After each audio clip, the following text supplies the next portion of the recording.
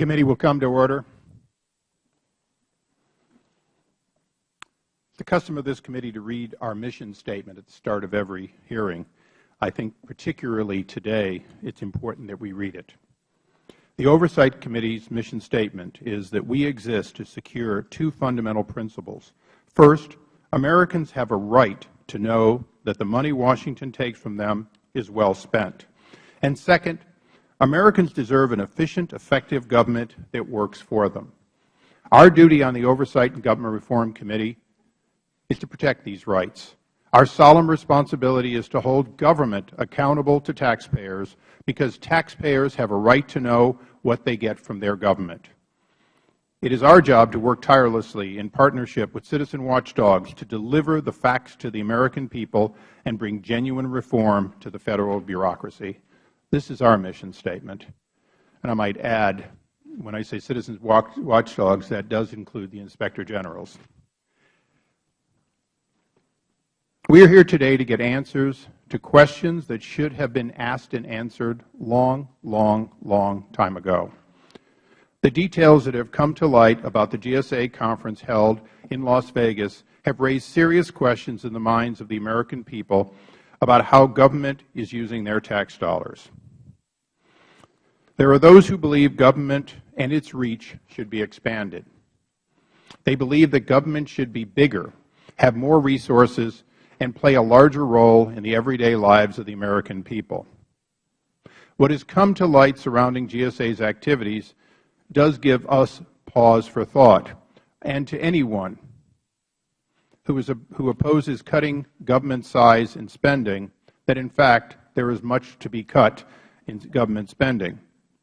There are five key questions that still stand out, and hopefully by the end of this hearing, some will be answered.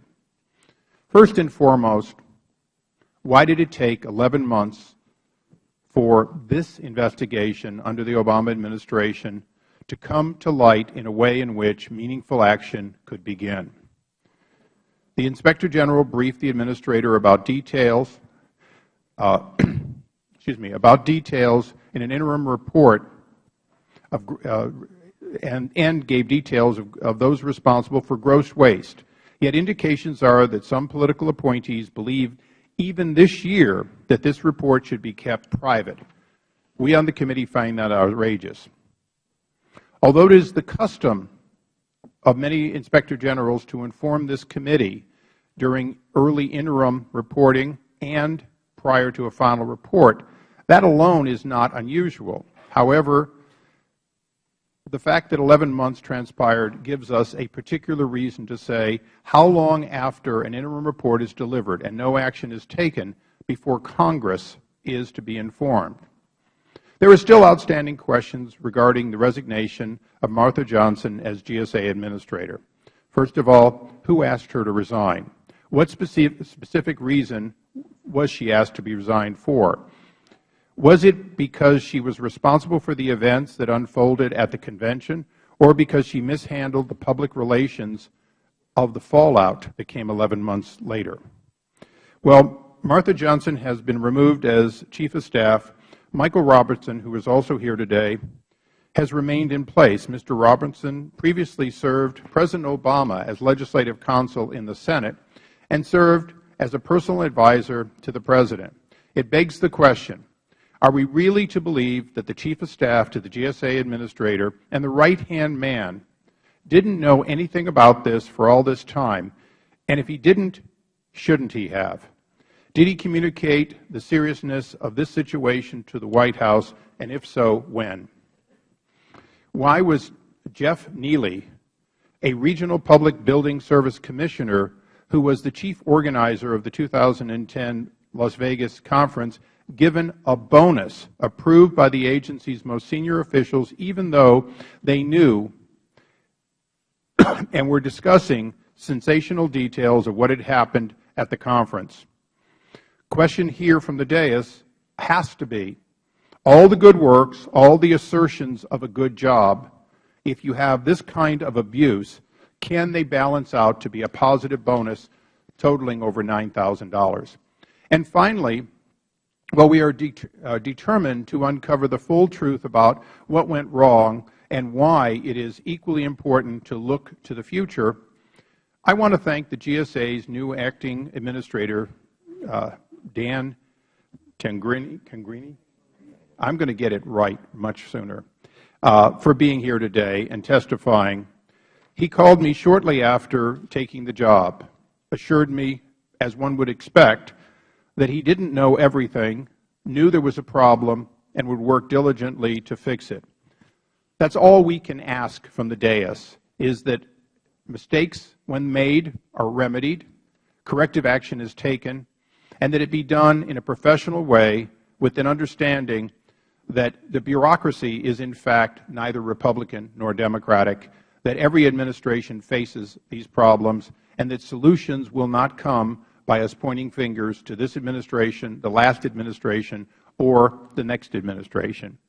Wasteful spending is a problem that transcends multiple administrations, but it is incumbent on the present administration to change the culture as best they can on their watch and leave to the next administration a better one than they inherited. With that, I recognize the distinguished ranking member, Mr. Cummings, for his opening statement. Thank you very much, Mr. Chairman. I want to begin by thanking Mr. Miller, the Inspector General at GSA, for bringing to light this gross abuse of taxpayer funds and for his work over the past year investigating the conference in 2010. 2 weeks ago, I, along with the rest of the nation, was appalled to learn the results of this investigation, that GSA employees betrayed the trust we placed in them. For example, the Inspector General's report described the actions of Jeff Neely, a career GSA employee for many years and a senior-level executive in the Pacific Rim region based in San Francisco. He is certainly not the only official implicated in this investigation, and several others appear to have maximized their own benefit in an environment in which they knew they could get away with it. Nevertheless, Mr. Neely's role as the host of the 2010 conference has raised significant questions. According to the report, Mr. Neely engaged in an indefensible and intolerable pattern of misconduct, including repeatedly violating federal travel and procurement rules, holding lavish parties in luxury suites, and allowing his wife and other non-government officials to participate in some of these events at taxpayers' expense. In addition, documents obtained by the Inspector General indicate that Mr. Neely was aware that his actions were inappropriate. In one email, Mr. Neely invited personal friends to the conference, writing, and I quote, and this is simply incredible, quote, "We'll get you guys a room near us, and we'll pick up the room tab. Could be a blast." End of quote. He then went on and wrote this: "I know I'm bad, but as Deb and I often say, why not enjoy it while we have it and while we can? Ain't going to last forever." End of quote. Well, Mr. Neely, it stops now. The record indicates that Mr. Neely's wife personally handled party arrangements, directed the actions of federal employees, and ordered thousands of dollars in food at not their expense, but the expense of taxpayers. In one case, Mr. Neely's wife reportedly impersonated a federal employee so she could join him at a private sector conference. The impression they conveyed by these documents is that Mr. Neely and his wife believed they were some sort of agency royalty who used taxpayer funds to bankroll their lavish lifestyle. They disregarded one of the most basic tenets of government service. It's not your money. It's the taxpayers' money. Some of my questions today will be about the Inspector General's recommendation to get some of that money back. I want to know how we can recoup these funds, including for Mr. Neely and other GSA employees personally. I understand the Justice Department may be examining Mr. Neely's actions and that he intends to invoke the Fifth Amendment today. That is his right under the Constitution, and the committee should act responsibly in respecting his decision. However, I do not support granting Mr. Neely immunity at this time, Mr. Chairman. On Thursday, the chairman sent a letter to Mr. Neely's attorney suggesting that the chairman was considering immunizing him. On Friday, Mr. Neely's attorney responded positively, writing that Mr. Neely, quote, will abide by the appropriate court order and the procedure set forth under the immunity statute, end of quote. Granting immunity is a serious action that should not be entered into lightly, since it could negatively impact a future criminal prosecution or prosecutions. Such a decision requires thoughtful considerations and consultation with the Justice Department. Our committee had no consultations about this, and I see no reason to immunize Mr. Neely if he has taken the actions of which he stands accused. In addition to addressing the actions of specific individuals, we need to understand how GSA's system allowed this pattern in this case, the extent to which it happened in previous cases, and the reforms necessary to prevent it from ever happening again. According to interviews by the Inspector General's office, these activities were going on for years. When discussing the 2010 conference, one witness stated the planning of it was similar to what happened in previous WRCs. We just kind of proceeded based on that. When investigators asked another witness whether the 2010 conference was an outlier, he said it was pretty consistent with previous conferences, and that although Mr. Neely wanted to do better than they did in New Orleans in 2008, there was not much difference. Let me close by noting that one of the most damaging aspects of this incident is that it tarnishes the reputation of hardworking government workers who dedicate their lives to public service. It gives them a bad name, and it is completely unfair. There are scrupulous employees across this government who follow the rules every single day. They pool their money out of their own pockets just to pay for coffee at their offices. They are honest and hardworking, and they should not be painted with the same brush. Mr. Chairman, I thank you for calling this hearing, and with that, I yield back. I thank the gentleman. Pursuant to our rules, I now ask unanimous consent that our colleague from Missouri, Ms. Emerson, be allowed to participate in today's hearing. Without objection, so ordered. All members will have 7 days to submit opening statements for record. We now recognize our panel. The Honorable Brian D. Miller is the Inspector General of the General Services Administration. Ms. Martha N. Johnson is the former Administrator of the General Services Administration. Mr. Jeff Neely is the Regional Commissioner of Public Building Services in the Pacific Rim region at the General Services Administration.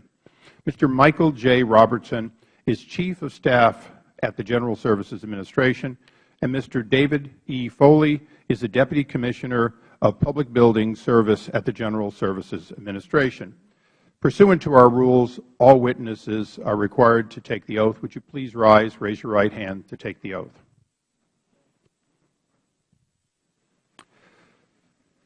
Do you solemnly swear or affirm that the testimony you are about to give will be the truth, the whole truth, and nothing but the truth? Let the record reflect that all witnesses answered in the affirmative. Please take your seats. In order to allow time for discussion, testimony will be limited to 5 minutes. Some of you have written statements, some do not. In either case, you may consider, or your written statements will be placed in the record in their entirety, so you may either read your written statement for 5 minutes or make other such comments as you think would be helpful to all of us. With that, the Chair recognizes Mr. Miller for 5 minutes. Thank you, Mr. Chairman. Good afternoon, Chairman Issa. And would you pull the mic as close as you can tolerate? Okay. Thank you. Okay. Chairman Issa, Ranking Member Cummings, members of the committee, thank you for inviting me here to testify today. As you know, on April 2nd of this year, I published a report regarding GSA mismanagement of its Western Regions Conference in fall of 2010. It may be very difficult among all the bad news and repugnant behavior to find, but there is at least a glimmer of good news. The oversight system worked. My office aggressively investigated, interviewed witnesses, and issued a report. No one stopped us from writing the report, and no one stopped us from publishing the report. Justice Brandeis said that sunlight is said to be one of the best of disinfectants. Let's hope so. Congress recently strengthened inspectors general, and we thank you for that. It helps us to do our job in protecting taxpayer dollars. But unfortunately, we may be the last resort for protecting taxpayer dollars and unfortunately catching the fraud, waste, and abuse after the money is spent. More needs to be done to establish early warning systems.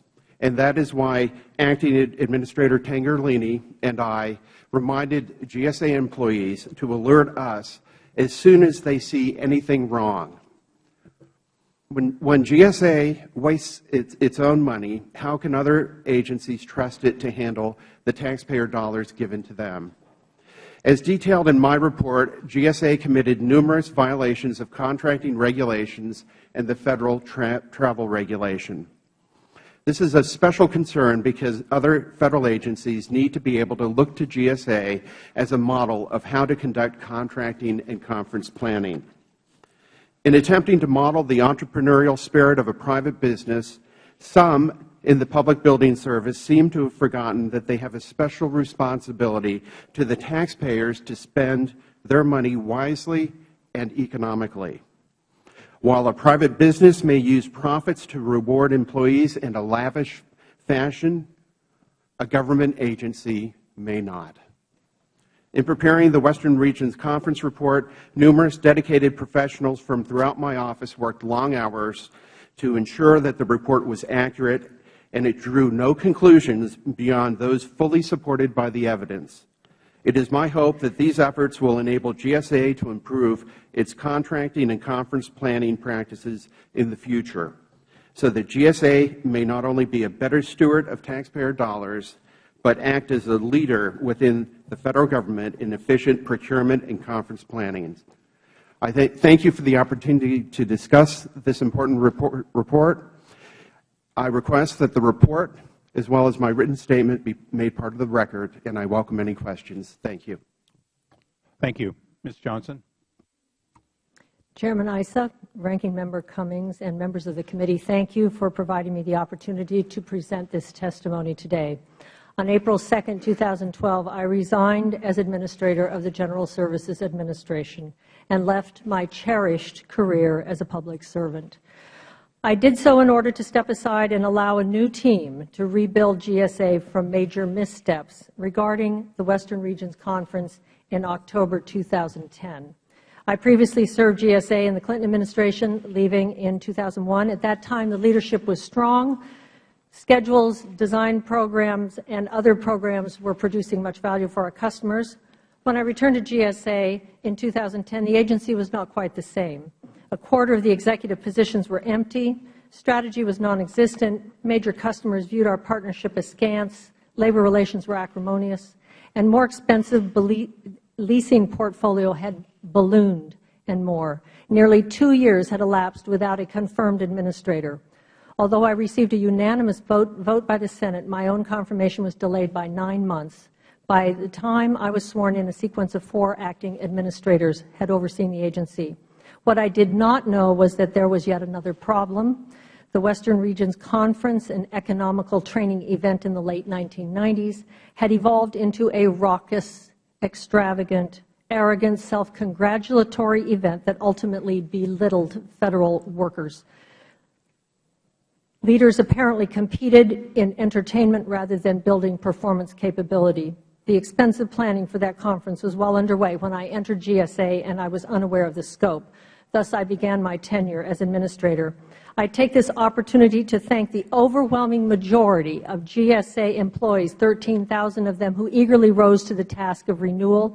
Their record is extraordinary, a building portfolio 22% more efficient than equivalent private sector buildings, efficient management of 220,000 vehicles, 10 million trip reservations, billions in purchase card transactions, the innovative USA.gov, results.gov, and more. As for my part, I set about reconstituting GSA's executive team. Over 3/4 of the senior executives are now in different roles than they were when I arrived. GSA's strategic path is clear. Customers praise us publicly, praise GSA publicly. The labor partnership is fruitful. GSA has email in the cloud. GSA's renovated 1800 F Street headquarters, which held 2,500 people, will be home to 4,500 people next year, allowing GSA to relinquish leases and save millions. However, GSA's performance tragically does not compensate for the issues raised by the IG and this committee. I greeted Mr. Miller's report on the conference without hesitation, agreeing completely with the recommendations. I am extremely aggrieved by the gall of a handful of people to misuse Federal tax dollars, twist contracting rules, and defile the great name of the General Services Administration. This is how that chapter unfolded. Around late October 2010, Deputy Administrator Susan Britta requested an investigation into the Western Regions Conference. The IG subsequently communicated progress with a PowerPoint deck in May 2011. We realized this was a very serious matter and we needed all the facts, however painful and disruptive. We were eager for the full report. In the interim, I addressed leadership, organizational controls, and conference management. I placed a new regional administrator in Region 9, relieving Jeff Neely of that responsibility. We also promptly backfilled the Region 9 Regional Council with an internal reassignment. Under organizational controls, I established a Chief Administrative Services Office reporting to me with responsibility for GSA's acquisition, oversight of travel, conferences, and the like. With conference management, GSA had already been overhauling conferences. For example, the 50-year-old Interagency Resource Management Conference was evolving from an offsite at a hotel to a shorter event at Gallaudet. This year it is a one-day conference. We also cataloged our internal conferences, and Ms. Britta reviewed expenditures until she was satisfied that controls were in place. I believe the IG would conclude the investigation expeditiously. We finally received the report in February 2012. We then began disciplinary actions, revised internal controls, and adjusted budgets to penalize the regions. I accepted the IG's recommendation. I extended disciplinary action to career employees. It's a complicated process. It's underway. The egregious course and nature of this evidence led me then to terminate 2 of the political employees in the line of authority to me, and I submitted my own resignation. I personally apologize to the American people. As the head of the agency, I am responsible. I deeply regret this. I will mourn for the rest of my life the loss of my appointment. Mr. Robertson. Thank you, Mr. Chairman. Good afternoon, Chairman. I think your mic's not on yet. Thank you. Thank you. Good afternoon, Chairman Issa, Ranking Member Cummings, and members of the committee. Thank you for allowing me the opportunity to appear before you here today. My name is Michael Robertson, and I'm Chief of Staff at the U.S. General Services Administration. Like you, I'm appalled and disappointed by the indefensible conduct surrounding the Western Regions Conference outlined in the IG's report. The behavior of those responsible undermines GSA's core mission, the trust given to us by our government customers, and the trust of those we ultimately serve, the American people. GSA has accepted all the Inspector General Miller's recommendations, and we have taken strong action to prevent further abuses from occurring, and we will continue to work hard to restore faith in our mission. I appreciate the opportunity to appear today, and I look forward to working with this committee, and I welcome the opportunity to answer any questions. Thank you. Mr. Foley. Chairman Issa, Ranking Member Cummings, and members of the committee, thank you for inviting me to testify today. My name is David Foley, and I am the Deputy Commissioner of the Public Buildings Service. I sincerely apologize for my remarks at the awards ceremony for the Western Regions Conference. At the time of my remarks, I was not aware of the significant spending irregularities. I did not intend to condone any wasteful spending or minimize the role of congressional oversight. I especially apologize to Congresswoman Norton. I have the utmost respect for you. You've always been a strong advocate for GSA and our programs while holding us accountable as an agency, and I did not mean to belittle you or your role in any way. I attempted to make a joke in the context of a talent celebration that I perceived as being similar to a comedic roast. As the Deputy Commissioner, I should have taken the stage to stress that we have a serious job and responsibility as stewards of taxpayer funds. I realize I missed an opportunity to address nearly 300 people in my organization and stress the importance of the work we do. During my presentation at the awards ceremony, I told the award recipient I was making his dreams come true by making him commissioner for the rest of the day. Obviously, that was a joke. I was not seriously delegating any authority to the awardee. I also joked about some of the obligations of being the commissioner. My understanding at the time was that the commissioner was paying for the charges associated with the after-hours party on Tuesday evening, so I tried to use that in a humorous way that suggested that the awardee would have to pay for the party in the hotel. Finally, I said, as the acting commissioner, he would have to answer for his proposed pay increases in the video. My intent was to point out that the commissioner has a lot of responsibilities and to answer to a lot of people in the administration and Congress, not to mock the various oversight roles. My remarks were wrong, and I take full responsibility for what I said. I understand the outrage about this conference, my comments, and how they've inflamed all of the issues surrounding this event. I preface the rest of my statement by saying that I have only seen the draft IG report that appears to be the same as what's been released publicly. I have not seen any of the supporting documents and was not questioned or briefed by the IG during the investigation, so I do not know all of the details. Additionally, I no longer have access to my emails or files, so I have not been able to review or verify my memory of these events. This represents my understanding based upon what I remember from almost 2 years ago. Concerning my role in the Western Regions Conference, again, I want to start by apologizing. I was not directly involved in the planning for the conference or any of the financial and contracting irregularities identified in the Inspector General's report. I did attend 2.5 days of the conference. There were things that seemed over the top, but I believe they were not being paid for with government funds. In past conferences, items like the tuxedos and the after-hour parties were paid for by individuals, not the taxpayer. Had I known since what has been revealed, I would have been concerned and would have reported it. Because of the regional reporting structure in our agency, I did not have supervisory control or authority over how the regional budget was spent, procurement activities, or any of the employees in the Western regions. The regional commissioners and their staff reported directly to their regional administrators, who in turn report to the administrator's office. My primary role as the deputy commissioner is dealing with OMB, Congress, and other federal agencies on critical projects and policy issues. I am not a contracting officer, and I do not have a warrant to approve expenditures. I attended 2 of the receptions cited in the IG report. One was hosted by the commissioner, and I understood that he would be paying for the refreshments and beverages. The second was on the last night to thank everyone for their efforts. At the time, I believe that one was paid for by the 4 hosting regional commissioners. I did not believe that any government funds were used to pay for the events that occurred after hours. I have spent the last 15 years of my career working for GSA, and I believe strongly in the agency's mission and the value it provides to other agencies and our country. I am truly sorry for my comments and apologize to this committee, the administration, my fellow GSA employees, and most importantly, the American taxpayers. At this point, I'm willing to take any questions you may have. Thank you. Mr. Neely, you have not provided us with any written testimony before the committee. Do you wish to make an opening statement? No, Mr. Chairman, I don't. It is my understanding from your counsel that you may want to assert your constitutional privileges and remain silent. Is that correct? Yes, Mr. Chairman, that's correct. Mr. Neely, the topic of today's hearing is GSA's culture of waste and spending. You are uniquely positioned to provide testimony that will help the committee better understand the GSA's spending of more than $850,000 at the conference in Las Vegas in 2010. To that end, I must ask you once again to consider answering the questions. So, if you'll bear with me. Mr. Neely, what is your title at GSA?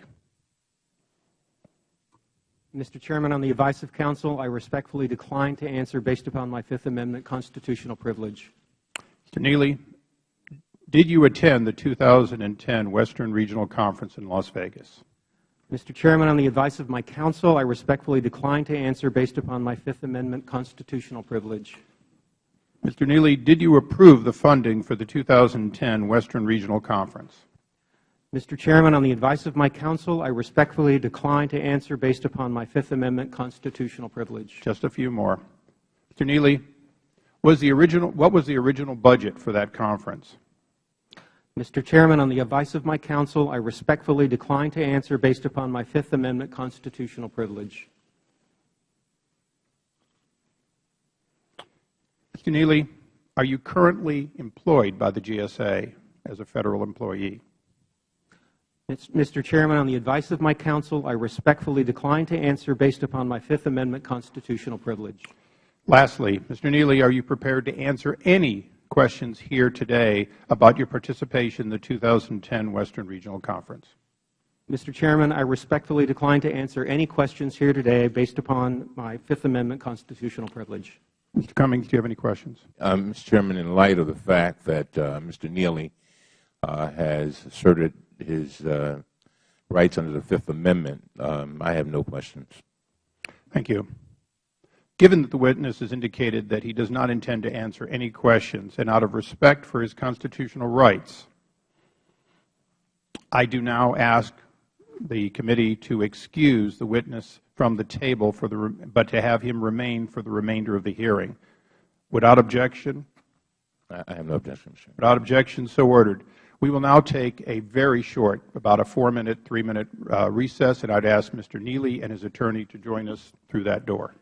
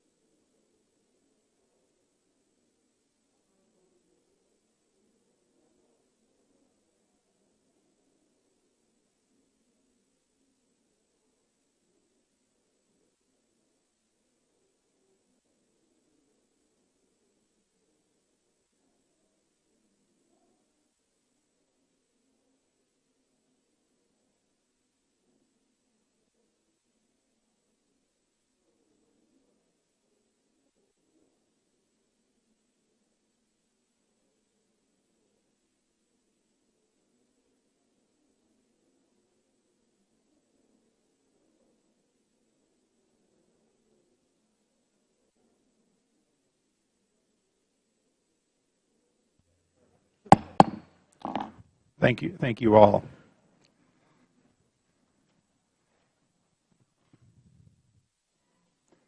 Could we have the clerk remove Mr. Neely's name?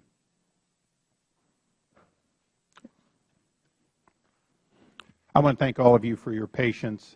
I've served for 12 years, Mr. Cummings for longer. This is the first time we've had somebody do this before one of my committees. So we wanted to make sure we did it exactly according to the rules. With that, I'll recognize myself for 5 minutes.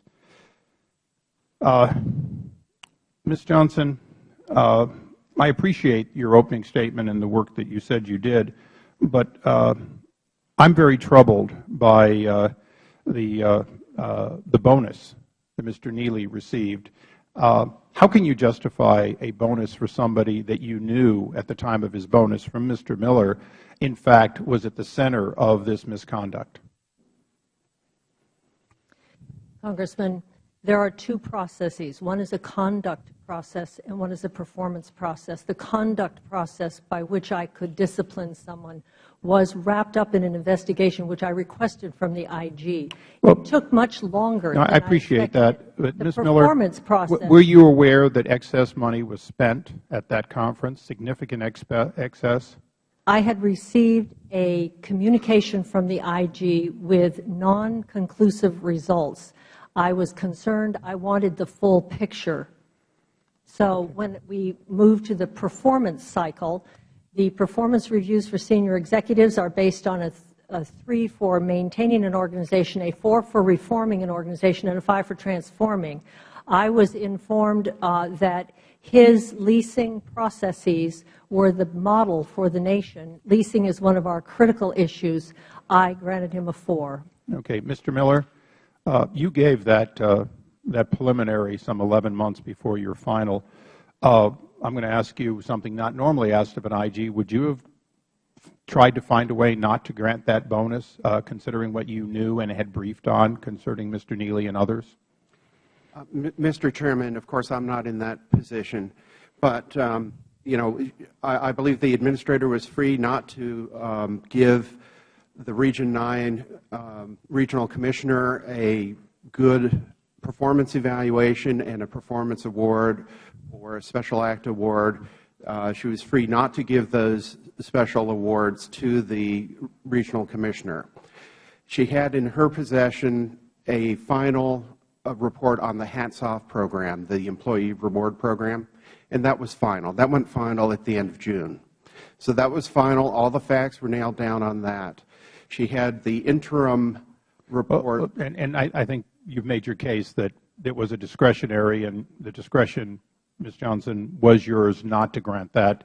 I appreciate that you're able to bifurcate some of these, but let's go through it. Did you, in fact, relieve Mr. Neely of some of his responsibilities because of the interim report, as you stated in your opening statement? You made changes. It was an opening communication. It was not an interim report. I received it through the deputy administrator, and the IG was giving us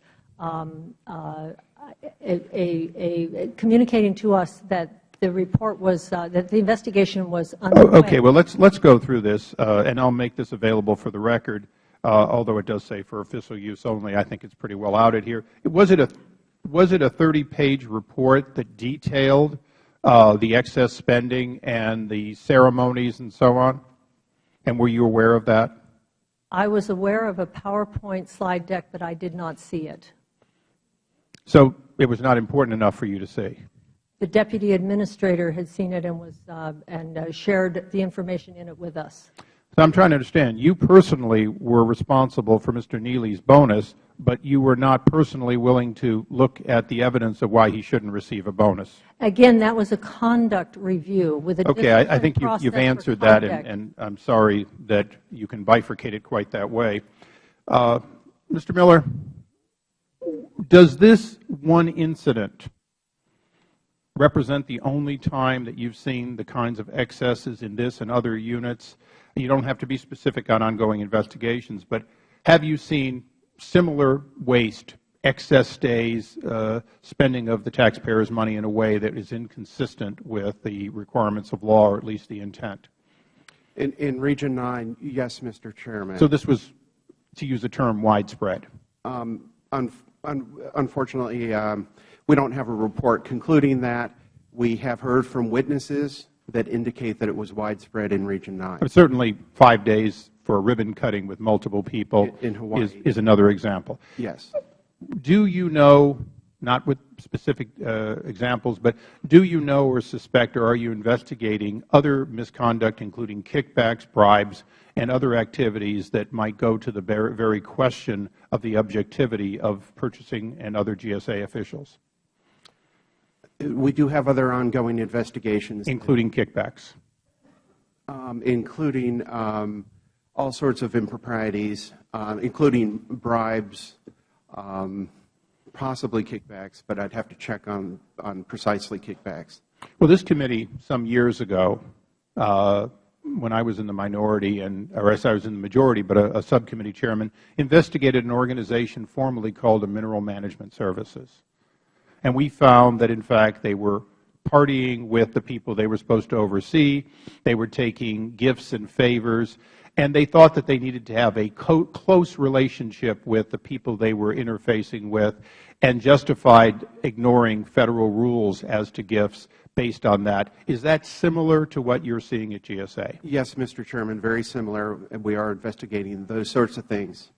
As I recognize the ranking member, I might remind everybody that although we produced scathing reports on Mineral Management Service and tried to get the then Bush administration to make changes and the then Obama administration make changes, we failed to do so, and the Gulf of Mexico was filled with oil because of that agency's ongoing failures. With that, I recognize the gentleman from Maryland and would ask that he have an additional 1 minute. Thank you very much, Mr. Chairman. Mr. Miller, as I walked around my district this weekend, a lot of people were complaining about having to write checks to the IRS. And in that light, Mr. Miller, and based on your report, there were thousands or even tens of thousands of dollars in improper expenditures in 2010 with regard to this 2010 conference. GSA employees stayed in luxury resort suites, charged expenses for after-hour parties, and purchased food for non-GSA employees, just to name a few of the examples. One of the recommendations you made in your report is that, and I quote, determine whether GSA can recover funds improperly paid, such as for meals and for non-employees, end of quote. I think a lot of people agree with that, including myself. These employees acted like this was their money, and now they should pay it back. What can you do to recover the funds from these Federal employees? Congressman Cummings, when Dan Tengerlini became acting administrator, one of our first conversations was about sending a bill to the regional commissioner, the former PBS commissioner, and others responsible for these in-room parties and other expenses. And I believe that the acting administrator has sent the bill. He's on the next panel, and I believe he would say that he has already at least taken steps to send a bill. So if they don't pay it back, what happens? I mean, do you have criminal or civil remedies to try to get it back? Perhaps civil remedies. Okay. Very well. Mr. Miller, in several of the interviews your investigators conducted, witnesses told you that they were scared that Mr. Neely would retaliate against them if they blew the whistle. This is actually shocking to the conscience. For example, one employee said that if you cross Mr. Neely, and I quote, then you're in trouble. You know, he threatens you with poor performance appraisals, end of quote. When another employee tried to raise concerns about the extravagant conferences, the witness told your investigators that that employee was, and I quote, squashed like a bug, end of quote, by Mr. Neely. Those are the kind of threats he allegedly made. Are you familiar with these statements? Yes, I am, sir. Those statements and more. Was this fear of retaliation by Mr. Neely a significant factor in enabling him to continue his inappropriate actions for years?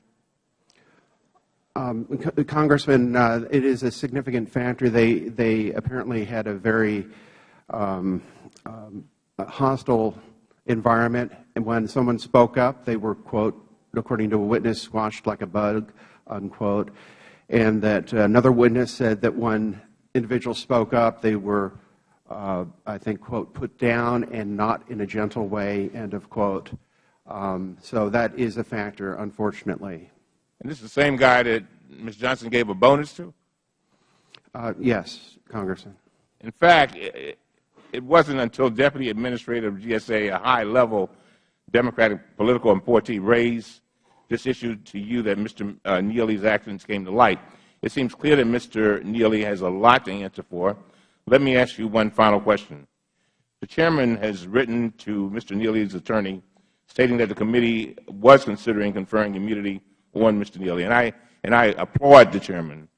He has agreed, we have agreed that and he's made it clear, and correct me if I'm wrong, Mr. Chairman, that he has now indicated that he has no immediate plans to go forward with immunity.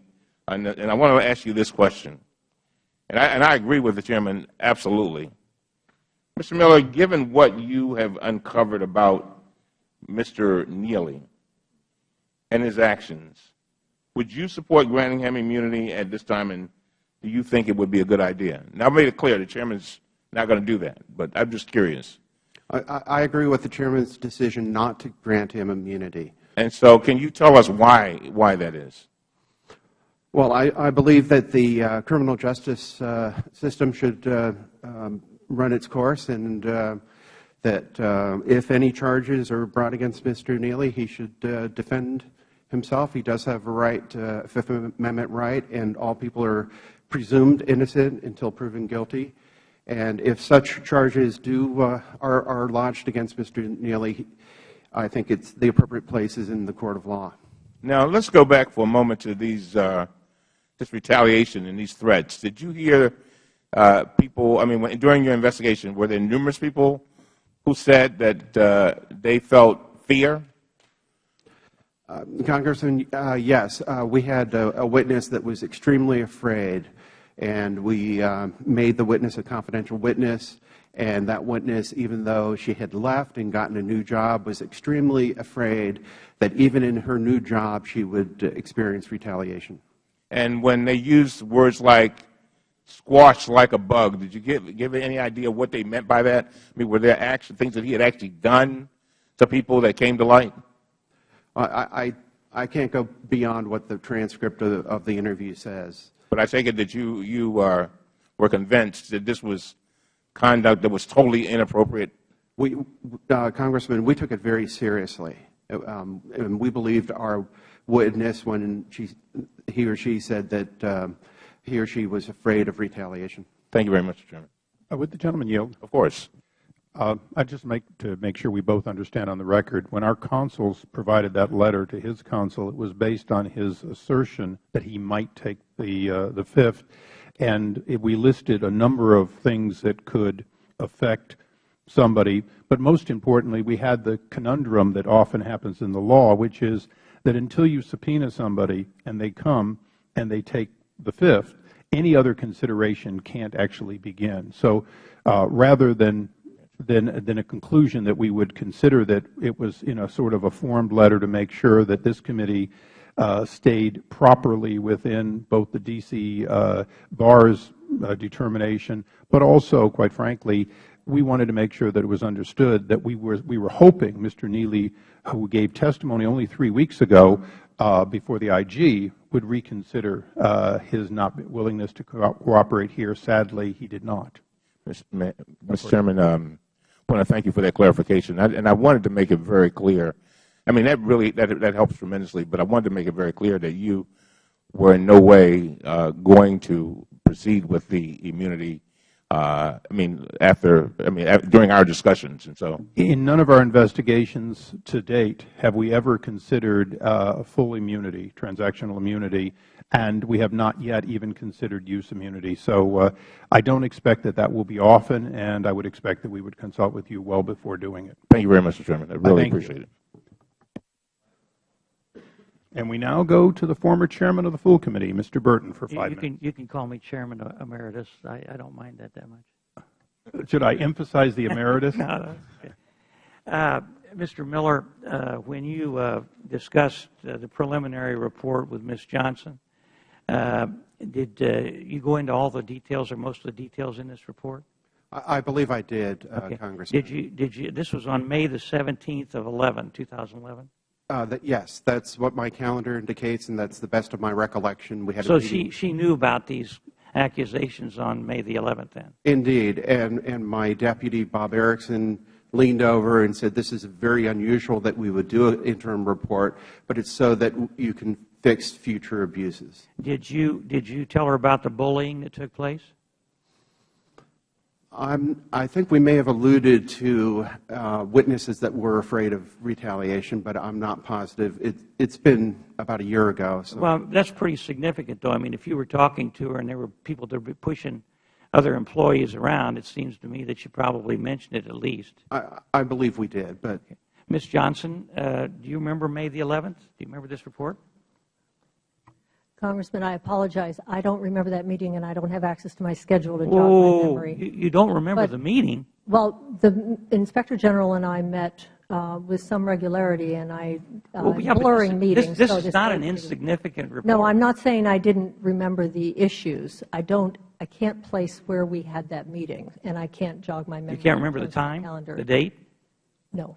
I don't have my calendar with me. But he talked about the irregularities. Yes. And he mentioned the pressure that was put on employees, if not bullying, and you didn't take any action about that. There are a couple of things I must repeat. First of all, it was an interim communication. Yeah, it was not the final report. No, I asked for the investigation, and I wanted to hear the full context. I did not want to work with non-conclusive I understand. I heard information. that before. All right. But Mr. Neely was still in his position.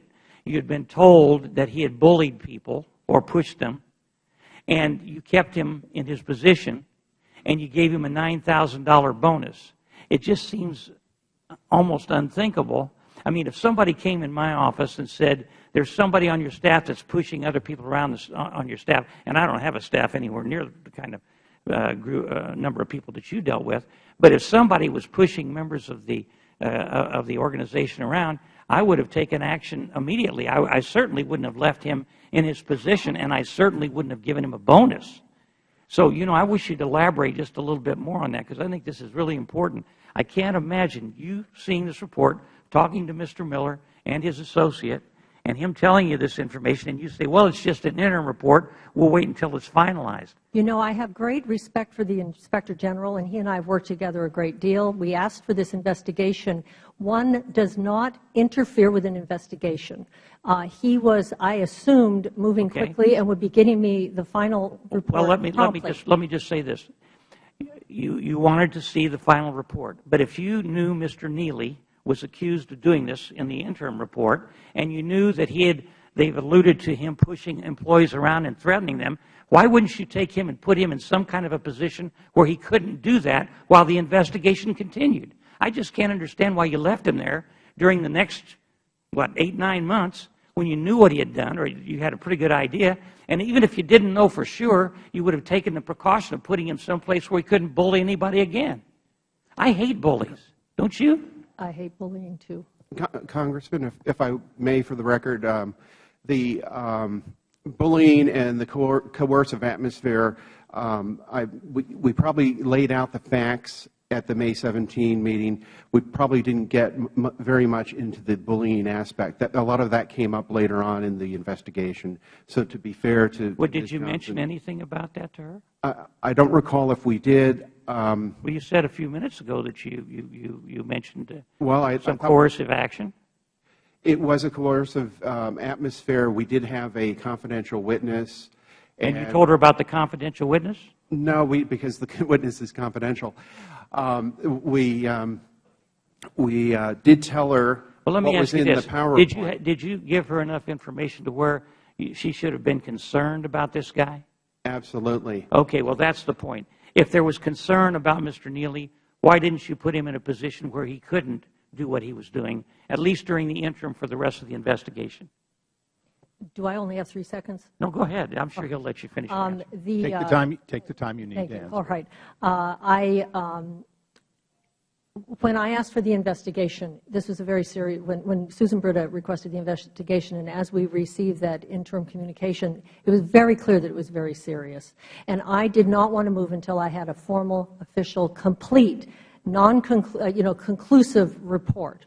At the same time, I did a number of things to manage the situation. First of all, I put a regional administrator into Region 9, supervising immediately Mr. Neely. He did not have an immediate supervisor in the region, and we appointed a regional administrator in June, relieving him of his second job and putting direct supervision in there. We also immediately appointed a new general counsel for the region when that person retired, so that I wanted to be sure we had a good team in the region that I could trust around him. We also did a number of other things around management controls and conference management and so on I can get into.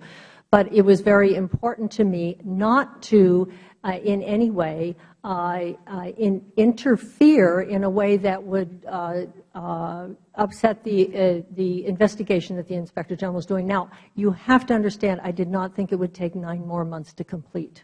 I thought it looked pretty complete from what I was hearing, and I wasn't expecting to wait that much longer.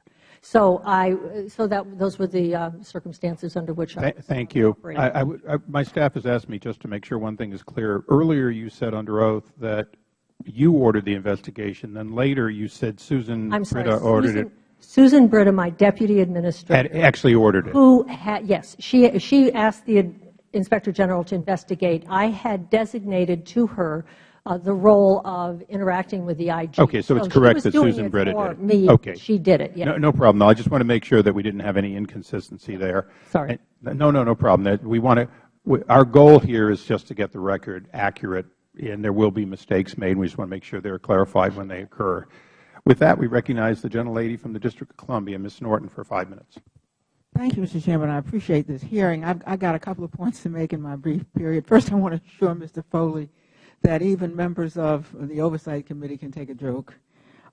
With respect to the joke regarding my role on the committee which has direct oversight over GSA, far from belittling me, I think that the joke complimented me for my oversight role, because it essentially said, Norton is on the phone already with you with regard to one of the abuses that were. Your clock will begin now, because we figured that was the joke portion. That was the joke portion. Thank you, Mr. Chairman. I'd just like to clarify when action should have been taken, because I have an email, Mr. Miller, from a man who appears to be your deputy, Mr. Erickson, who on May 3rd, 2011, did issue the interim report and said, and here I'm quoting him, "Our purpose in issuing the interim report was to alert GSA to potential waste and abuse so GSA could take steps to avoid future issues. Please be advised that the investigation is ongoing and no personnel action should be taken until you have received the final report." Now, with respect to some notion that maybe the officers of the agency or even the administration should have taken action, is it your view that personnel action could not have been taken until April, when the final report was released or had become known? Representative Norton, I believe the email is dated July 25, 2011. It is. And but it says on May 3rd. Yes, on May 3rd. Well, we gave the interim report on May 3rd to Ms. Johnson and the Deputy Administrator, Susan Britta. On May 17th, we personally briefed the Administrator. And in July 25, and again, there's a second report. The second report is... When was the final report alluded to in this email? When was that final report?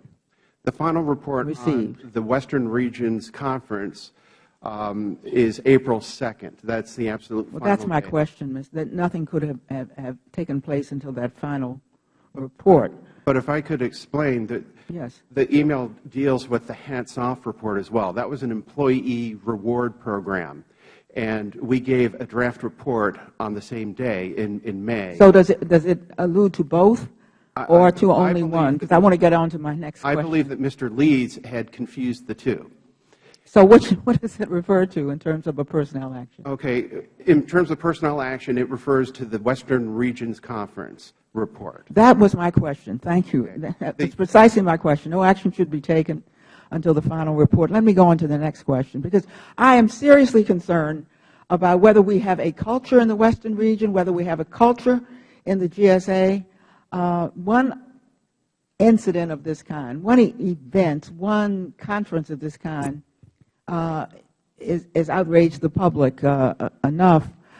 But there were suggestions, Mr. Miller, in your report that this was not an anomaly, that similar events or conferences had taken place, that in 2006 and 2008 there had been conferences with fairly lavish catering, that this was not an outlier but rather consistent.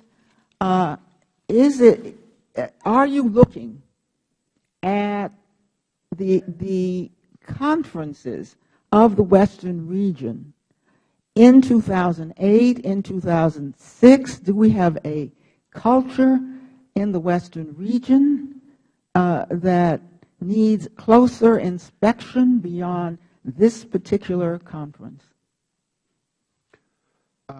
Representative Norton, we are looking at conferences in Region 9. There are many conferences in Region 9. There have been Western regions. That's the Western region, I'm sorry. Well, no, there is no Western region, first of all, of GSA. There are so are we talking about the same thing? I don't want to waste time on. No, we're not.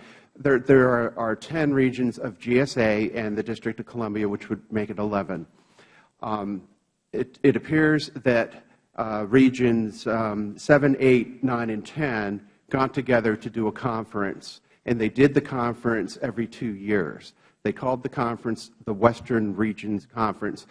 As far as I know, there is no such thing as an Eastern Regions Conference or Southern Regions Conference. It's only the Western Regions Conference. So have you looked at those conferences that were alluded to in your report in 2008 and 2006, or if not, do you have any intention to look at those conferences to see whether a culture has developed or was developing in these regions in the western part of the United States?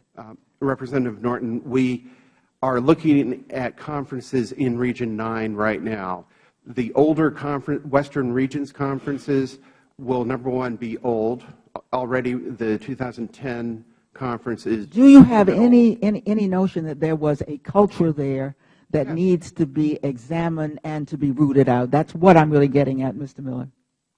The witnesses, many of the witnesses say that the Western Regions Conference in Las Vegas was not materially different than the previous Western Regions conferences, I believe in New Orleans, in Oklahoma, and at Lake Tahoe.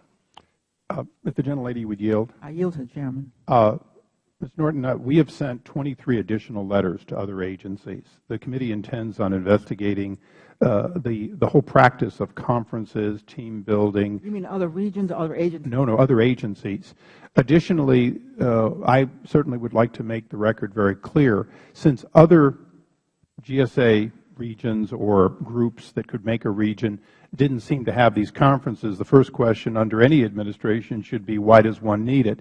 The second one that begs the worst question in some ways when I look at New Orleans as a location, if you are the western states, who would think that going to New Orleans was the logical place to go if, in fact, as I understand, New Orleans is not within any of those groups' regions?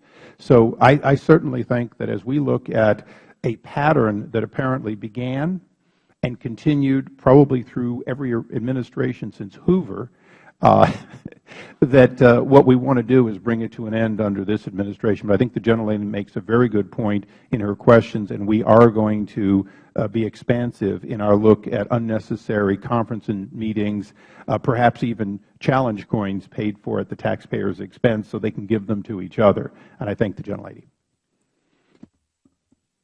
With that, we go to the gentleman from Ohio, one of the gentlemen from Ohio, Mr. Turner. Thank you, Mr. Chairman. Ms. Johnson, I was fascinated by your opening statement because you said you had been at GSA during the Clinton administration, had returned after the first year of the Obama administration, but it was not the same GSA that you had left. And I want to agree with you because I believe that when you left the Clinton administration and returned then after the first year of the Obama administration, you would have been joining an administration that had a completely different culture than the Clinton administration, a completely different culture than the Bush administration. This is an administration that believes that when government spending is occurring, when taxpayers' dollars are being spent, that jobs are being created. That was the whole crux of the stimulus. The stimulus I voted and many people in this room voted against is because the American people actually believe that when taxpayers' dollars are being spent, that debt is being created. Now, I have some examples of that spending that GSA was doing. And Mr. Foley, you had said you weren't aware that the tuxes were being paid for by the taxpayers. This is one of those examples of GSA spending, Ms. Johnson, under your leadership. Includes the conference logo, and everyone was given one of these. This is apparently, I'm told, a blackjack dealer's vest, so that everybody could feel as if they're in character when they get to the conference. In addition to that, they were given a participatory directory that has everybody's picture, and in it, they're assigned characters and roles. On the page that I've opened here, one is assigned Cher, one is assigned Sammy Davis Jr., Elvis, and Celine Dion. Additional items were given to the people that were there, including a Then and Now book on Las Vegas, signed by Mr. Neely himself, thanking them for being there. By the way, this was printed in China. The vest was made in China. They were given other party favors while they were there, all GSA spending, taxpayers' dollars spending. And they were given a coin, a commemorative coin. We'll call it a gambling chip for this aspect. It's a commemorative coin commemorating the stimulus. Again, a program that most Americans believe did not work. It's celebrating a program that has not created jobs in Ohio and that has not turned. We have not seen a turnaround in our economy. But the questions that I have is, how much did these items cost? The tuxedo, the coin, the book, the participatory directory. And were stimulus dollars used for this? Now, I was talking to Brad Miller earlier, and I appreciate his hard work in this, and I want to acknowledge that we have Joanne Emerson here, the chairman of the Appropriations Subcommittee under which GSA falls. And it would seem to me that, one, we have a problem that all these items are being purchased and made from China, so we're stimulating China and not the United States. The second thing is what slush funds exist in GSA that these types of monies could be moved? It's not just an issue of who approved it. Who in the organization would ever have that type of authority to use taxpayers' dollars to buy a blackjack dealer's vest with an event logo on it? So, one, I want to know from you, Ms. Johnson, under you, how is it that something like this gets approved for expenditure? What type of funds were used to buy these things? What is your policy with respect to buying things made in America, since all these things were apparently made elsewhere, including the T-shirts that each of the participants were given, which was made in El Salvador? And also, I would like Mr. Robinson to give us an answer on that he will give us a commitment that he will tell us the source of these funds that were used to buy these, and specifically in GSA's budget, how is it that this type of money could be laying around so that it could be used in this slush fund manner? This isn't just an approval process. This isn't just someone brazenly violating their authority. This is an issue of money and a budgetary process being available in GSA to be moved elsewhere when Congress has a tremendous amount of priorities and needs in this country that those monies should have been applied to, in addition to reducing our national deficit annually. Ms. Johnson. Mr. Congressman, I'm just as appalled as you are by those examples of expenditures. When I learned about the extent of them and the nature of them, I began disciplinary action, some of which is confidential and I cannot share at this point. I fired the two political people who were in the chain of command to me, and I resigned. I think the gentleman, I think you had a slush fund question in there, too. Yeah. Mr. Robinson, And also, Mr. Johnson, one other thing before we go on to Mr. Johnson, the fact that you continue to say that you don't want to interfere with an investigation by not approving a bonus is so outrageous that I think everyone in the room is shocked. Not approving a bonus is not interfering with an investigation. Mr. Robinson, will you assure us that you will tell us how these monies are available in GSA so that we can, on a congressional basis, stop it? Yes, I'm happy to get that information to the committee about the budget where these items were purchased. My understanding from the IG's report is that one of the glaring problems that we had at the time was that the budgets were diffused out into the regions. Since then, as part of the response to the report, we've pulled the budgets back into the central office CFO so that there's centralized control over those budgets. Thank you. We now go to the gentleman from Virginia, Mr. Conley. Oh, I'm sorry. Mr. Miller, did you have something? If I may, I just wanted to clarify that on page 11 and 12 of the report, we identify those items. We identify the $1,840 for the vest for 19 regional ambassadors to wear, and the $6,325 on the commemorative coins. And as far as we can tell, no stimulus money was used. The money was paid on government purchase cards and taken out of the Federal Building Fund building operations. Just a quick follow-up, very quick. So that's $100 a piece for the vest, and the challenge coin-looking things are about $20 a piece when those of us who buy them out of our own pocket typically spend less than $1 a piece. Is that roughly right? They were about $20 a piece, 300 of them coming to $6,300?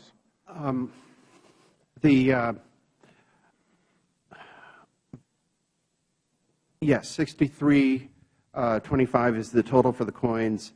I'd have to go through the math. I'm not as quick with the math as you are. Mr. Conley, do you give out challenge coins? I haven't done that. Well, you know, down at Quantico, you can buy them, have them made with your name on them for about $1. You got to ask how GSA managed to spend $20 having them made. With that, the gentleman is recognized. If I can say that, Chairman, I am told that I'll get a discount if we have your face on one side and mine on the other. Well, that certainly will give great value for its rarity. That's what I think. Thank you, Mr. Chairman. And, Mr. Chairman, I want to thank you for your opening statement. I think you struck exactly the right note. This isn't an opportunity for partisan exploitation. This is an opportunity for the Oversight and Government Reform Committee to look at an agency where something went dreadfully wrong. And I think, Mr. Chairman, you struck just the right tone, as did the ranking member, and I thank you both for the way you began this hearing. Mr. Miller, you are the Inspector General of GSA. How long have you been in that job? Congressman, I was confirmed by the Senate in July 2005. 2005. Between 2005 and when Ms. Johnson's office alerted you, were you ever aware of the fact that excess spending and raucous behavior and perhaps inappropriate use of resources was going on in the agency anywhere? We always look for that, sir. Well, I mean, but I'm specifically talking about this kind of conference because, as you pointed out, this isn't the first time this has happened. It happened in New Orleans. It happened in some other locations. Did anyone at any point ever bring to your attention, or did you discover independently that this kind of thing was going on so that you could intervene to prevent when it sadly came to a crescendo here? Well, we rely on GSA employees to tell us. We did not have hotline complaints about this conference, and I do commend the Deputy Administrator for bringing it to our attention. Susan Britta. Susan Britta. She did that at the direction of the Administrator. Is that correct? Is that your understanding? That's my understanding, but we have the Administrator here. I'm just asking you as the IG what your understanding was. Was your understanding Ms. Britta was acting alone or at the direction of Martha Johnson? Oh, I view the Deputy Administrator as the alter ego of the Administrator. So the sequence was, though you've been in the job since 2005, the first anybody in the agency alerted you to this kind of excess, but this kind of occasion, was when Susan Britta, acting on Ms. Johnson's behalf, alerted you to the fact that we think something's wrong here. Ms. Britta came to our office in December 2010 and alerted us. We did not get any hotline reports on it. And when were the events in question? When did they occur? In October 2010. So about a month and a half or so later, yes, she yes. came. Okay. And did she indicate to you how she was made aware of this information? Well, she said she had heard rumors and heard things, overheard conversations. Now, your review of this matter, if I understand Ms. Johnson correctly, took about 9 months. Is that correct? We started in earnest when Ms. Burdick brought the complaint forward. You do have to understand that there are a lot of documents to go through. Part of the problem is that the funds came from different sources, as the previous question illustrated. We had to identify funds on purchase cards, in building operation funds, and money budgeted to the company. So it's a complicated affair. It is. And when you talk to witnesses, in turning over the proverbial stone, you find 50 more stones, and you never know what's going to crawl out from under them. So it took 9 months, though, to be fair and to go through all of that. Sure. Is that correct? Ms. Johnson indicated in her testimony that she was a little surprised it took that long. She also indicated that there were many conversations and meetings between you about this and other matters, of course. Did you have conversations with the administrator about the length of time it was taking, and were you giving her interim reports as to what you were finding? I believe we had a few. I also, she mentioned the regional administrator was appointed in Region 9. In August of 2011, I personally briefed the regional administrator about this, shared the interim report, and I advised her to get a handle on the regional commissioner's travel, and perhaps even have the financial officer take a look at past travel. I only have 25 more seconds, so I'm going to ask you and Ms. Johnson real quickly, and maybe the Chairman will indulge your answer. But one of the critiques of GSA is there's too much autonomy for these 10 regional offices and not enough, top-down management. I wonder, real briefly, if the two of you would address that. In light of this incident, I would agree that there was, and therefore there needed to be more central control of the financial structures. Yes. I agree as well. Thank you, Mr. Chairman. I get back. Would the gentleman yield? Absolutely. What's the highest ranking, highest paid person in each of these 10 areas? In other words, when we talk about decentralized control, we're talking about relatively large amounts of people in each of these regions. What would be the highest paid? For example, Mr. Neely, what was his pay, or the person you put in over him in that region? What was their pay? I'm sorry, Congressman, I don't know. I can certainly see if I can get you that information. Mr. Robertson, would you know? I think the gentleman hit on something, which is we appreciate things being centralized, but one of the questions is, do we have high-ranking, high-paid civil servants in these regions? And if we're going to be pulling everything back because they're not responsible, perhaps we're paying more than we should for responsibility not met. Mr. Robinson? I'm happy to get the exact numbers for the committee, but my understanding is that in, I believe, all the regions, the regional commissioners are paid more than the regional administrators. But more than $100,000, significantly.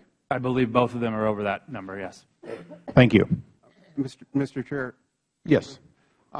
The regional commissioners are career SES, Senior Executive Service positions, and they do pay quite a bit. The regional administrator is a political appointment at the GS 15 level. Yeah, which would put him quite a bit below an SAS.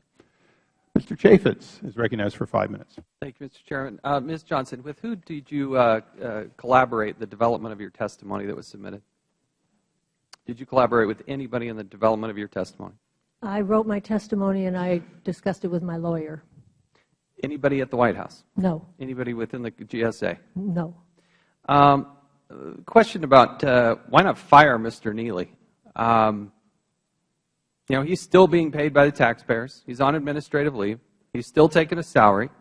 This is somebody who took a conference with a budget of $250,000 and made it over $800,000, spent $75,000 on a bike building exercise where we built a grand total of 25 bicycles for $75,000, $2,000 in-room party.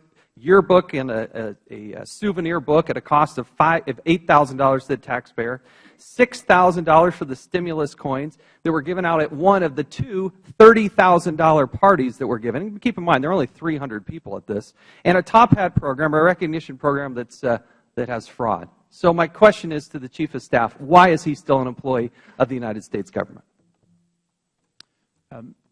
My understanding is that disciplinary action has been begun against several individuals involved in planning and executing the Western Region Why does Conference. it take so long? You were given this report in February, correct? Yes, correct. What does it take to actually be fired from the GSA?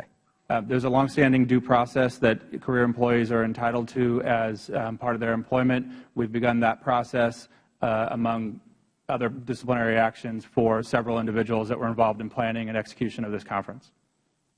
My question is, why did he get a bonus? Didn't the President of the United States issue a pay freeze? I wasn't part of that decision. You're the Chief of Staff. You're telling me you're not involved in any sort of bonuses. I was not involved in that bonus. Who was? The Administrator, and there's a performance Ms. Johnson, management review. why were you giving out bonuses when the President said there was a pay freeze? The senior executives were entitled to bonuses under our, were entitled to bonuses. I don't believe the pay freeze affected those bonuses. Would the gentleman yield for just one question? As long as it doesn't take some of my time. The gentlelady just seemed to say entitled. I thought it was that they were possibly going to be granted. Entitlement seems to be a question the gentleman may want to follow up on. I apologize. I did not mean entitled. Oh, I think you did mean entitlement. I think that's the fundamental problem that America gets and that government doesn't get. There are a lot of good Federal employees who work hard, they're patriotic, and they're frugal with their money. But when you see this widespread abuse of money, and then you as the former administrator, say, well, they were entitled to it, that's where there's frustration just steaming out of our ears. It is totally unacceptable. And for the President of the United States to look the American people in the eye and say, well, we got a pay freeze in place while you're getting bonuses and going on trips is totally unacceptable. Tell me about, let's look at the budget here. If you could put up the budget graphic. Is there anything wrong with this number that you see over here? 3.8, that should be $1 billion spent by the administration. These are outlays in the first 3 years. If there's anything wrong that you see with that graphic, please let me know. This is the last 3 years of the Bush administration, the first 3 years of the Obama administration. I'm going to continue on. If you want to get back to me, that'd be great. Ms. Johnson, can you tell me about results.gov? You highlighted it as one of the great accomplishments of the GSA. What does it do?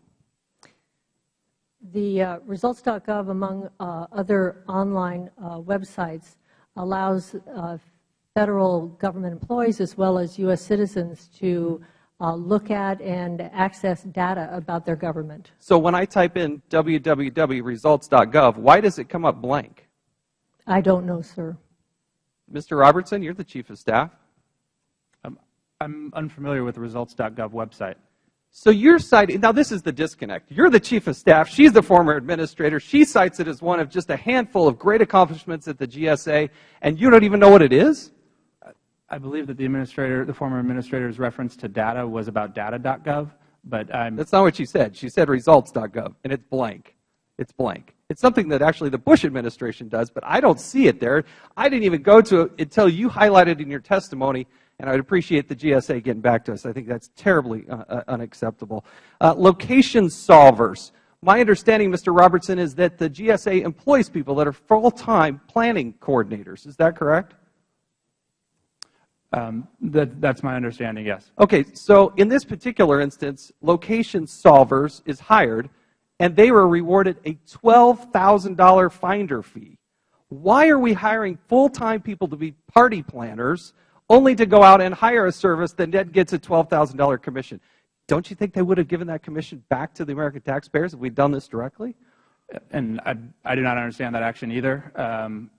That was one of the outlines. I struggle to figure out what you do understand and what you do know. You're the Chief of Staff. We expect you to understand these things. I yield back, Mr. Chairman. Thank the gentleman. We now recognize the gentleman from Kentucky, Mr. Yarmouth, for 5 minutes. Thank you, Mr. Chairman. I also would like to commend you on this hearing and your opening remarks, and the ranking member as well. This is, I think, a very constructive hearing. I want to express my outrage at the subject under investigation, not just for myself, but on behalf of the 13,000 current and retired Federal employees in my district, because as Mr. Chaffetz said, we have many, many very responsible public employees, Federal employees, who I know are embarrassed by association because of these instances. I have a question about this whole idea of conferences and to the extent to which this practice may be common, not just in GSA, but across government.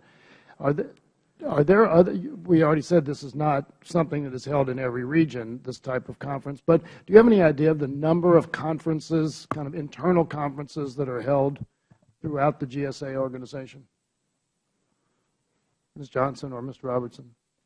I don't have a good sense of the numbers. The numbers of conferences that I attended over my tenure I can talk about.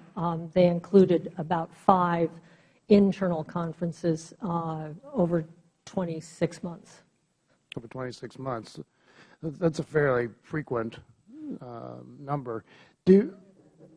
Are there guidelines within GSA for conducting conferences? I mean, it's kind of ironic, I think, that you have the agency that's responsible for facilities, and at least in this particular case, you had to go to a private facility outside of. I know, that's an example, Mr. Chairman, of government spending. I guess stimulating the economy, but probably not in the right way if you have Federal facilities that might house these. Yes, there are various policies and rules per diem, for example, how much people can spend when they travel, what they can be reimbursed for. Yes, there are. Would there be, for instance, any rules regarding the things that went on here, like, for instance, the hiring of a mind reader, entertainment, bling, as we call it, these souvenirs? Are there any guidelines for those types of acquisitions?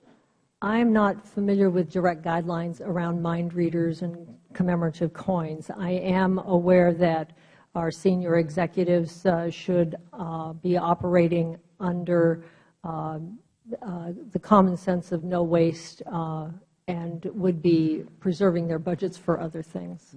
Mr. Miller, you've been involved in government and for quite a long time. Are there rules in other agencies that you may be familiar with that are more specific as to the conduct of internal conferences or events?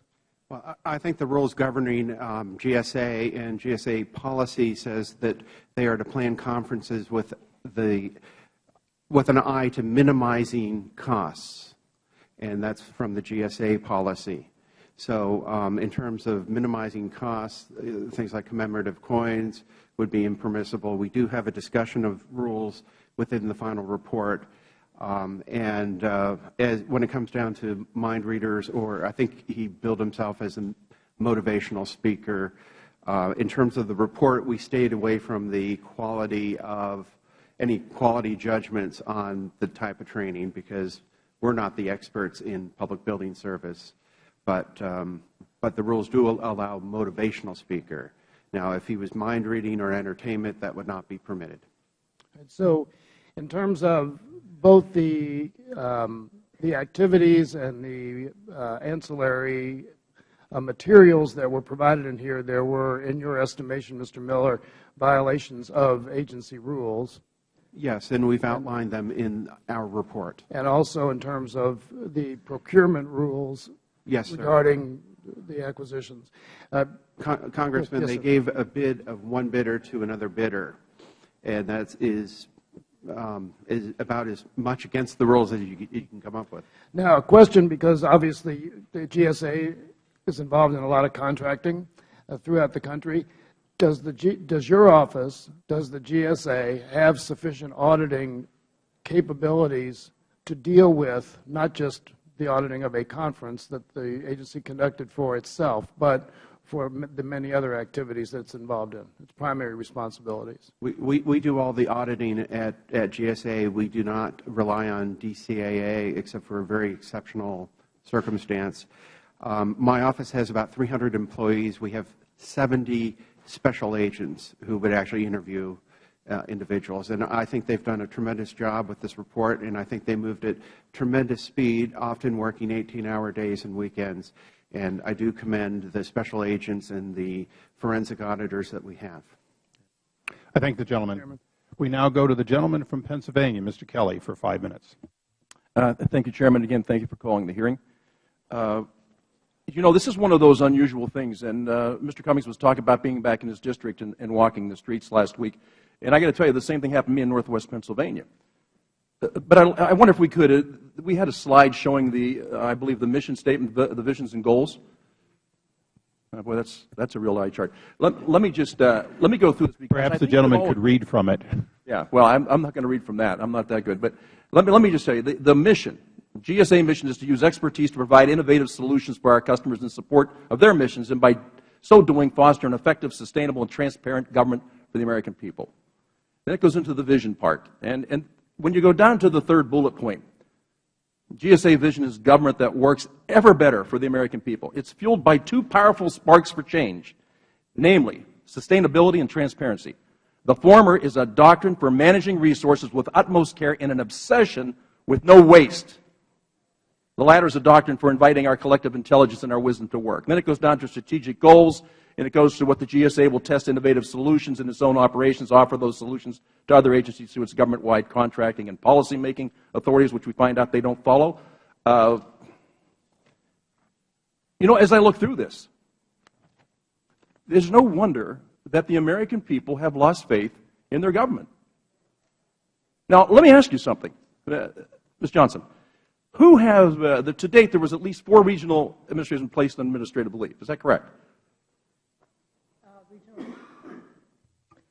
Regional commissioners, I think. Did you say administrators? Regional administrators. No, the regional administrators were Jeff Neely, Paul Prouty, Robin Graff, and Jim Weller. Those are regional commissioners. Okay, so they're on administrative leave. Yes, they're from the Public Building Service. Okay, so, but they're still being paid?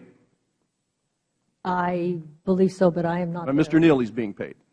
He's on administrative leave. On administrative leave, my understanding is the person is. Okay, any idea what these folks make?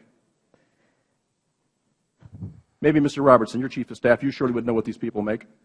I'm happy to provide the exact numbers, but I believe they're all at the top of the SES scale. Okay, so what is the top of the scale? I believe it's close in somewhere in 170 range. 170 range. You know, Mr. Chaffetz made some good points. You know, I've got to tell you that thank God this time what happened in Vegas didn't stay in Vegas. The disappointment of these hardworking American taxpayers to know that the GAS, the watchdog, the people were going to make sure, listen, they have an obsession with no waste. To see this go on day after day in our government, asking people to give more of what they have, dipping into what they have to support a government that wastes more and more of their money. I don't think anybody minds paying taxes if the money's well spent. But they sure as heck resent the fact that a government that tells them they have to pay more of their fair share cannot cut back anywhere. In fact, when you folks come in and you're in charge of it, you can't even answer the questions, who did what, when did you know about it, what did you decide to do about it? Who the heck is the watchdog? And if the watchdog's being fed so well, why does it even care what goes on? And I got to tell you, it's so easy to spend somebody else's money, especially when you're not held accountable. I think it's absolutely ridiculous that the American people have to sit back and watch this. Ms. Johnson, you have a great record of public service. I read your resume. I mean, I can't tell you. This is very impressive. Well, tell me what you did in your last job before you came here. I was at the Computer Sciences Corporation. Well, but in December of 2008, you were on the Presidential Transition Team and then came on to the General Service Administration. Mr. Robertson, tell me what you did before you came into GSA. Before entering GSA or before the current position that I hold? Well, before the current position you have. Now, I'll just go through a little bit, maybe like the last 5 years or 4 years of your career. My career? Yeah. Immediately prior to the position I hold now, I was the Associate Administrator for Government-Wide Policy within GSA. Okay. Prior to that, I was the White House Liaison inside GSA. Okay. Immediately prior to joining GSA, I was the Deputy Working Group Lead on the Presidential Transition Team for... Yeah, okay, let me just say one thing. For somebody an administration that talks about a clear and transparent government, a government that's more answering to the American taxpayers. I've got to tell you, I cannot, as a guy who's only been here 14 months, thank God some of us are here now.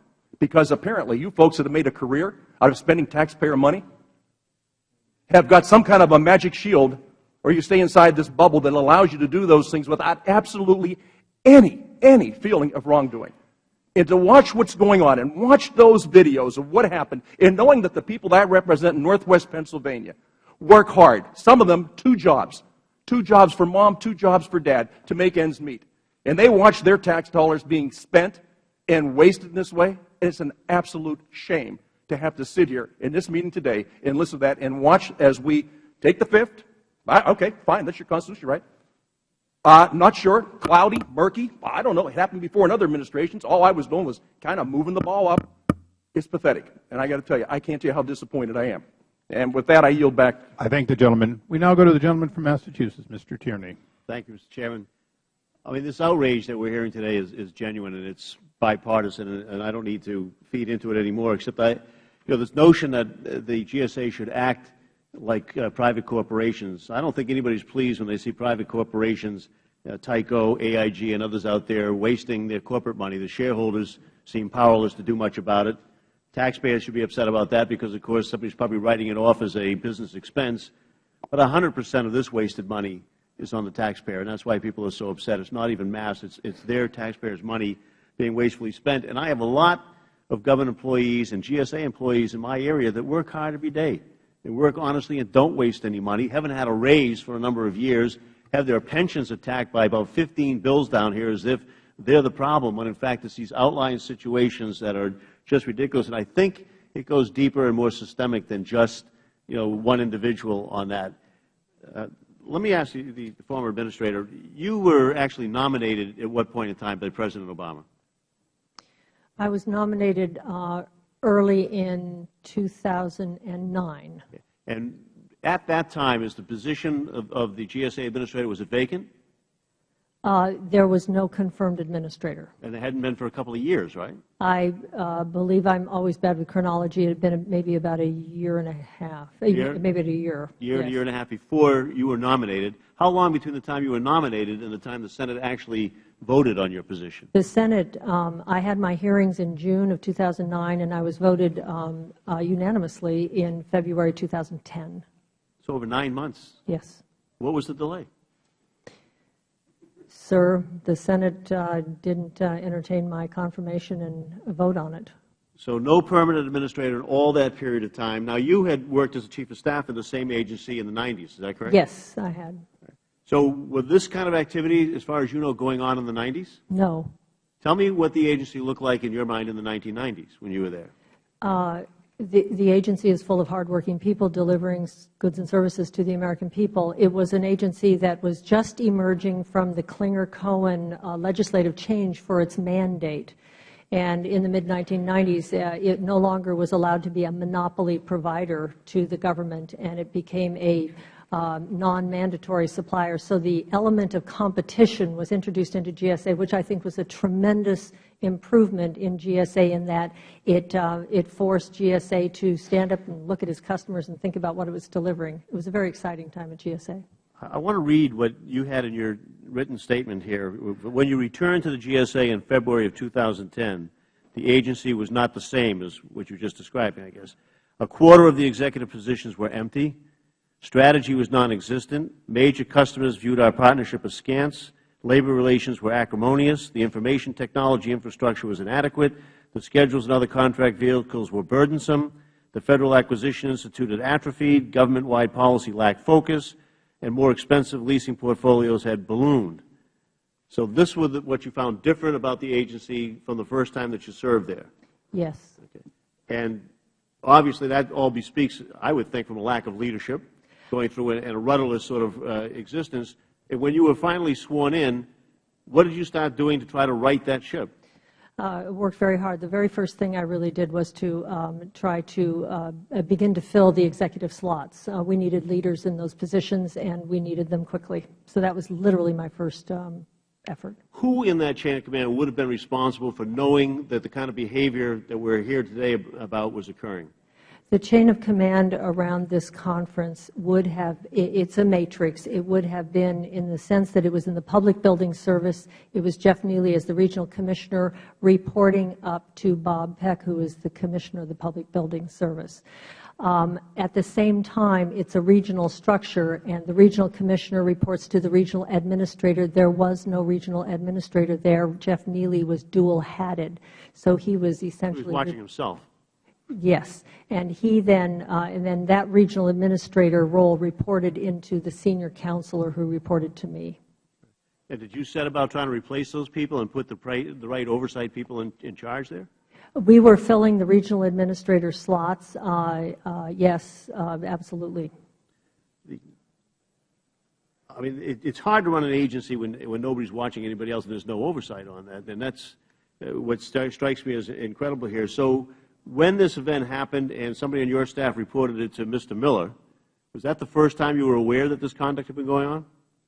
When he gave us the interim communications PowerPoint was when I learned of the extent of it, and that's when it hit me, yes. And so nobody had reported to you that this type of behavior had happened in New Orleans in 2008 No. and in other instances, No. apparently for a number of years leading up to this? No, I did not know about the other conferences, frankly. Thank you. Thank the gentleman. We now go to the gentleman from Oklahoma, somebody who understands budgets very, very well, Mr. Lankford. Yes. Thank you, and thank you all for being here, getting a chance to voice it. Let me run through a couple of things that just strike me. During the time of this conference, at that same month, unemployment in the nation was 9.6%. We were in the process, in fact, GSA was in the process of putting out stimulus dollars totaling $5.85 billion, trying to help through a very dramatic recovery. The President had just recently rebuked public companies who did conferences in Las Vegas that had also received TARP money. At a very similar time, the GSA is holding a huge conference in Las Vegas of this type. I've been interested as I've gone back through the history, and several folks that have mentioned this kind of behavior had gone on for a while, so I looked at the Oklahoma City conference, which is in the heart of my district, and went back just 4 years before and noticed that in the Oklahoma City conference, same number of people, $323,000 was spent. In the Vegas conference, $840,000 was spent. So to say all these previous conferences like Oklahoma City and New Orleans or all this, they're not. There was something that was happening that was very unique and that was dialing up with incredible speed on this. Ms. Johnson, you have an incredible career, and I mean that in all sincerity, in both the private sector and the public sector. I can't imagine you do not have incredible frustration at the process of dismissal on the Federal side, of going through the process of people you know should be dismissed, but instead you have resigned, when you know some of the people most culpable in these decisions are still there going through a long, drawn-out process of appeals. My question for you is, what do we need to fix in dealing with Federal hiring when this kind of stuff comes up, that we can work through a process judiciously, because there are a lot of great Federal employees, but to work through a judicious process where we can clear the House of people that give the Federal Government a bad name? Congressman, I would certainly welcome a thoughtful policy discussion about that. I'm not a human resources specialist. I'm not sure what I would suggest. It's certainly, there is due process for employees. I appreciate that. I appreciate the fact that there needed to be two officials involved so that there isn't preemptory decision-making. I would yield to the experts in the Personnel Management Organization. I understand, but you resigned. Yes, I did. Though your office was the office that actually started this investigation. Yes. This would not come to light unless your office would have started it. But as the leader and at the top, you resigned, and people that were directly there making the decisions, signing onto the warrants, going through these fraudulent contracts, they're still there. Yes, I have resigned, and yes, I believe they are still there. Let me just mention a couple things that are jarring on this to me. One is in the GSA process, and one of them I find very meaningful in this, trying to do a piece of charity work with this $75,000 bike team building experience. The frustration is they have a $75,000 team building experience that was designed to give away 24 bikes to needy boys and girls in the Boys and Girls Club. And so instead of employees pulling together this and doing this out of charity, they used taxpayer funds to provide a charity event of these 24 bikes, and then used taxpayer funds to provide a ice cream party for the children when they came and picked them up. And so everyone could feel good, but it wasn't their money, and it wasn't even their time. They were paid to be on the clock to do that as a Federal employee, and the Federal taxpayer paid for the bikes, and then everyone else felt good. And that's one of those moments that we look at it and say, where have we gone? That suddenly now doing charity work as a Federal employee has to come from the hardworking American taxpayer rather than actually engaging from it. The other side is this contracting issue with the sound company and the hotels, not to mention that the charity work done with the bikes directly violates GSA policy on disposing of Federal property. I mean, it's in direct violation of GSA property. Then this sound contract gets preferential treatment over another company, and they get free rooms in addition to the rooms that they were paid for. The hotel contract was really negotiated offline separately so we can have additional food, because we didn't pay enough for this, so we're going to do all this extra food for this. This is the kind of stuff that makes people in my district that try to get a Federal contract furious, and they come to our office and say, we're trying to get a Federal contract, but it looks like some sweetheart deal is done for some other company, and no one can validate it. How do we start clearing the deck on this so we really do have fair competition, whether it be in GSA or anywhere else? How do we root this kind of stuff out? Well, I believe, first of all, we have a good oversight process, and I appreciate that the Inspector General is there, and we could go to him and say, would you look into this and find this out, because it was appalling to me, and I felt grateful that someone had the capability to do that kind of investigating. So that is certainly a piece of it. I think, as alluded to by some other questions, I think leaving agencies without steady leadership is to leave an agency hanging. And although there were able interim administrators, no one had the clout of being confirmed and able to move in and really assume the job. So I think there are a number of different things that could be addressed. I yield back. I thank the gentleman. I might note for the record, we did look it up, and SES people can make as much as $179,000, which means they're paid more than members of Congress. Perhaps we could consider those people unnecessary if you're centralizing control, Mr. Robertson. And they are paid much more than I am. Was. Noted. With that, we go to the gentleman, Mr. Walsh. Thank you, Mr. Chairman. Ms. Johnson, without getting bogged down into conduct reviews versus performance reviews, why did you give that $9,000 bonus? I gave that $9,000 bonus because I was focused on performance, and because the recommendation came from the Buildings Commissioner, who was the direct budget and supervisor of Mr. Neely. Let me ask it another way. If you could take that bonus back, if you could go back in time and not approve that bonus, would you do that? Well, I would certainly like to avoid these questions, yes. Would you? I think do you wish you had not approved that everything bonus? in retrospect is always hard to understand. At the time, I was expecting the Inspector General's report. You know, it's I appreciate not that. a decision. I appreciate that. But right now, if you could, do you wish you had not approved that bonus? I'm not sure how I can answer that, knowing what I know about all of the rules and the. Let me appreciate it. Let me move on. My colleagues on both sides have rightfully focused on how did this happen, who knew what procedures were in place that let this happen, when did it happen, all important questions in an investigation. But what eats at me is the why. Why does something like this happen? And again, many of these examples have been pointed out. The $6,000 commemorative coins. Did Mr. Neely, Ms. Johnson, think that was his money? I have no idea. Do you think it's your money?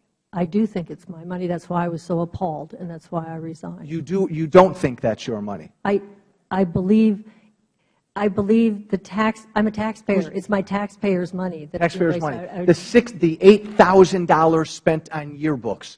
Do you believe Mr. Neely thought that was his money? I don't know what he was thinking. Do you think it's your money? Whose money is that? It's the taxpayers' money. The $130,000 spent on 6 scouting missions to visit Las Vegas. Do you think Mr. Neely thought that was his money? I have no idea what Mr. Neely was thinking. Do you think it's your money? I believe it's the taxpayers' money. Mr. Robertson, do you think that $130,000 was your money? I believe that money belongs to the taxpayers. Mr. Foley, do you think that was your money? No, I believe it's the taxpayers' money. Food and drink for the conference, $145,000. Mr. Robertson, do you think Mr. Neely truly thought that was his money? I don't know what Mr. Neely was thinking. Do you think that was your money?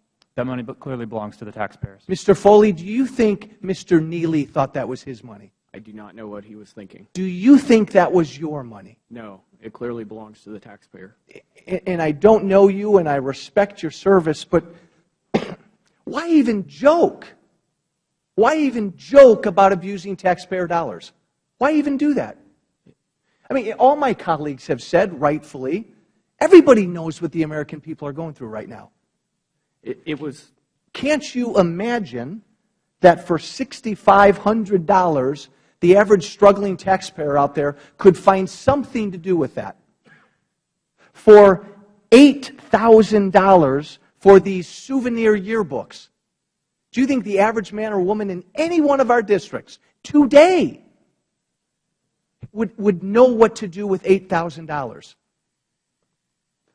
Again, I absolutely apologize for my remarks. I clearly recognize they were inappropriate. But Mr. Foley, what made you feel like you could joke about it to begin with? See, what I want to know is that this culture, why? Why did Mr. Neely feel like he could do what he did? If Mr. Neely had to foot the bill for this conference, would he have felt that he could have abused his own dollars like that? I don't know what Mr. Neely would have felt. It's just, and Ms. Johnson, I know you appreciate this. It's not your money. It's Mr. Robertson, it's not your money. And this is what has the American people so worked up. $8,000 is a lot of money. $6,500 goes a very long way for most families today. And I would argue that the invisible man there, Mr. Neely, if he had thought this was his money, we wouldn't be here today. Mr. Chairman, I yield back. Thank you. I thank the gentleman, and I would note for the record that we have not been able to get a clarification whether it's 6 or 10. It appears it could be 10 round trips with family, in some cases costing over $100,000 to find out what Vegas was like. With that, we go to the gentleman from another region, the gentleman from Texas, Mr. Farenthold. Thank you, Mr. Chairman. And I generally applaud yours and the committee's selection of witnesses, but you've left out one important witness in that hearing, and that's the mind reader. Maybe he could tell us what some of these people were thinking when they did that. I do have a couple of comments and questions that hopefully y'all could clear up for me. I'm really concerned about a pattern that we are seeing not just in the GSA, but in the government overall, about a lack of common sense or about it not being our money. You should have a higher respect for the taxpayers' dollars than you have even for your own dollars. They are giving this to us in trust to spend for them. But you look at what's happening in the news today. You look at this convention. You look at the Secret Service agents and that fiasco that happened. You look at some of the things this committee is investigating. Lack of common sense in Fast and Furious, the Freddie and Fannie bonuses. And I'd like to ask the gentleman from the Inspector General's office, do you see this pervasive in your agency or pervasive in the government? The GSA agents I've dealt with personally, doing the office we have in the district and helping out with some constituents, have been great people. But are we developing in the GSA or the government in general a culture of lack of common sense or indifference about taxpayers' dollars? I mean, I price line hotels. I don't just use y'all's government rate. Congressman, all IGs are very concerned to protect taxpayer dollars and to get the best value for taxpayer dollars. I think the question was asked, why did Mr. Neely do this? We can't get into his head, but one reason was that he could. There was a lack of accountability. He was both the regional commissioner and acting regional administrator. But wouldn't you agree, regardless of how many rules we have, if we have an attitude of let's see how we can sneak it in under the rules or just outright ignore the rules, the money is going to continue to fly out the door at a fast and furious pace? Well, unfortunately, people know the rules and they know how to skirt the rules. And that's really disappointing. And I want to take a second to point out that if this is happening in other government agencies, we need to know about it. This committee has a website, oversight.house.gov, and there's a big orange button there that says whistleblower. We need to stop this, and we need to stop the culture of overspending in our government. What we have got to do is take Rudy Giuliani's attitude. Let's start with the little things. Fix the broken glass. You've got to remember it's not your money. It's the taxpayers' money, and you owe them the highest duty with respect to protecting that money. And let me go back to the former administrator, and I want to commend you for taking responsibility for that and resigning. I wish you'd had a chance to clean up a little bit more before you were able to go. And I do think this is something that this committee and the Congress in a whole needs to look at, is how government employees can linger on and on and on, basically on paid vacation when they're on administrative leave. We're getting no value for it, and the money is just going flat out the door. Do you have any comments on that? Not really, Congressman. You've heard my thoughts in my statements. I think that we certainly were initiating disciplinary action, and we needed to adhere to due process, and that's what we were working with. But we were working diligently with the process we had.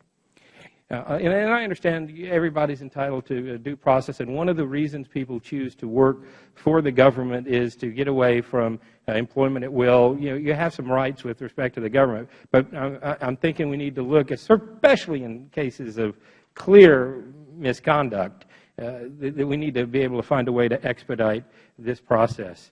And I do, and pardon me for asking this question, but this is a game of politics.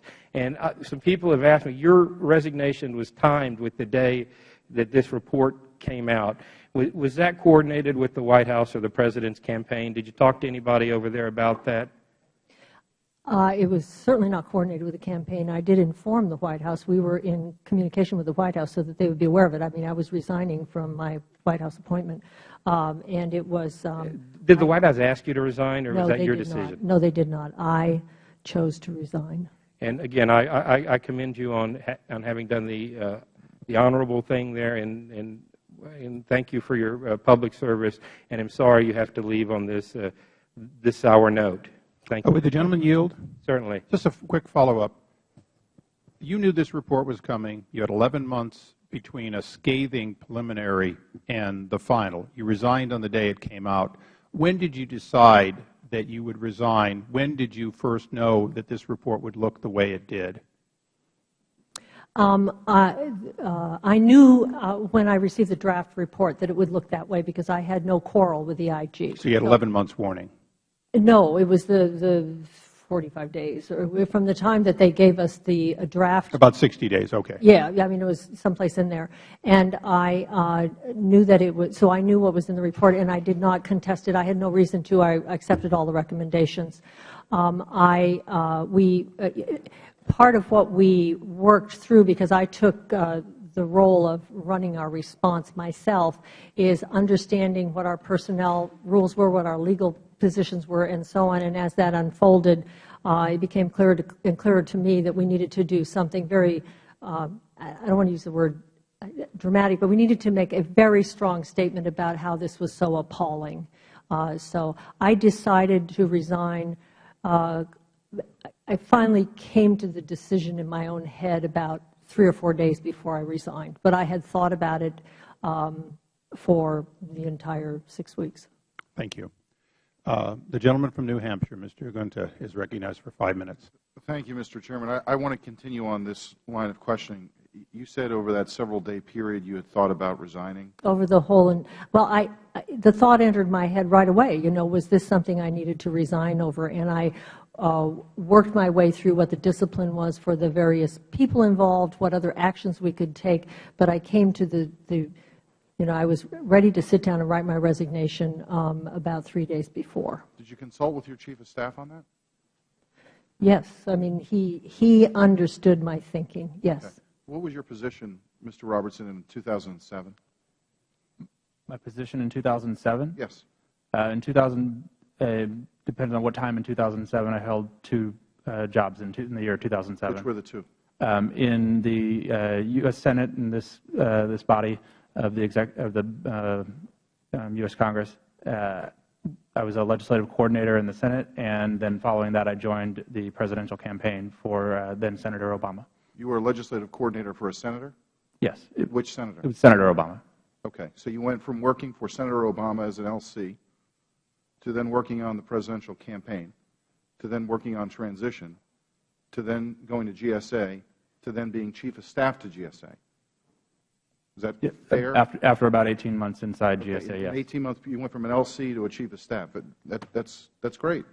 Congratulations. At what point did you talk with Ms. Johnson about her resignation? She just said that she had talked with you about resigning. When did you speak with her about resigning? She told me that she was thinking about it at some point during the development of our response. I don't recall that. I don't recall the date. Can you give me a month? On a month of the first time you talked about it with her? It was sometime between February and April when the final report came out. I believe it was in March. Who did you talk to at the White House about her resignation during that period of time? Nobody. You did not convey in writing or verbally to anyone at the White House that there was a consideration of a resignation? No. Did anyone? To the best of my recollection, I do not. To the best of your recollection? Yeah. So you didn't, or to the best of your recollection? To the best of my recollection, I did not communicate anything about the Administrator's resignation to the White House. It's possible you did communicate something to the White House.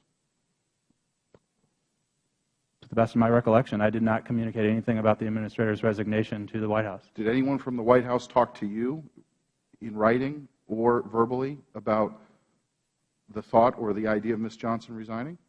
To the best of my recollection, no. Mr. Miller, you said earlier in your testimony that it was, I think, abnormal. I don't recall the words you used, but it was not the norm. Unusual. Unusual. Okay, thank you. So why did you provide this preliminary information? I provided it to the Administrator May 3rd, 2011, so that GSA could take steps to prevent future waste. Okay. And I'm reading from Ms. Johnson's written testimony that was submitted today. We finally received the report. Excuse me. Let me back up.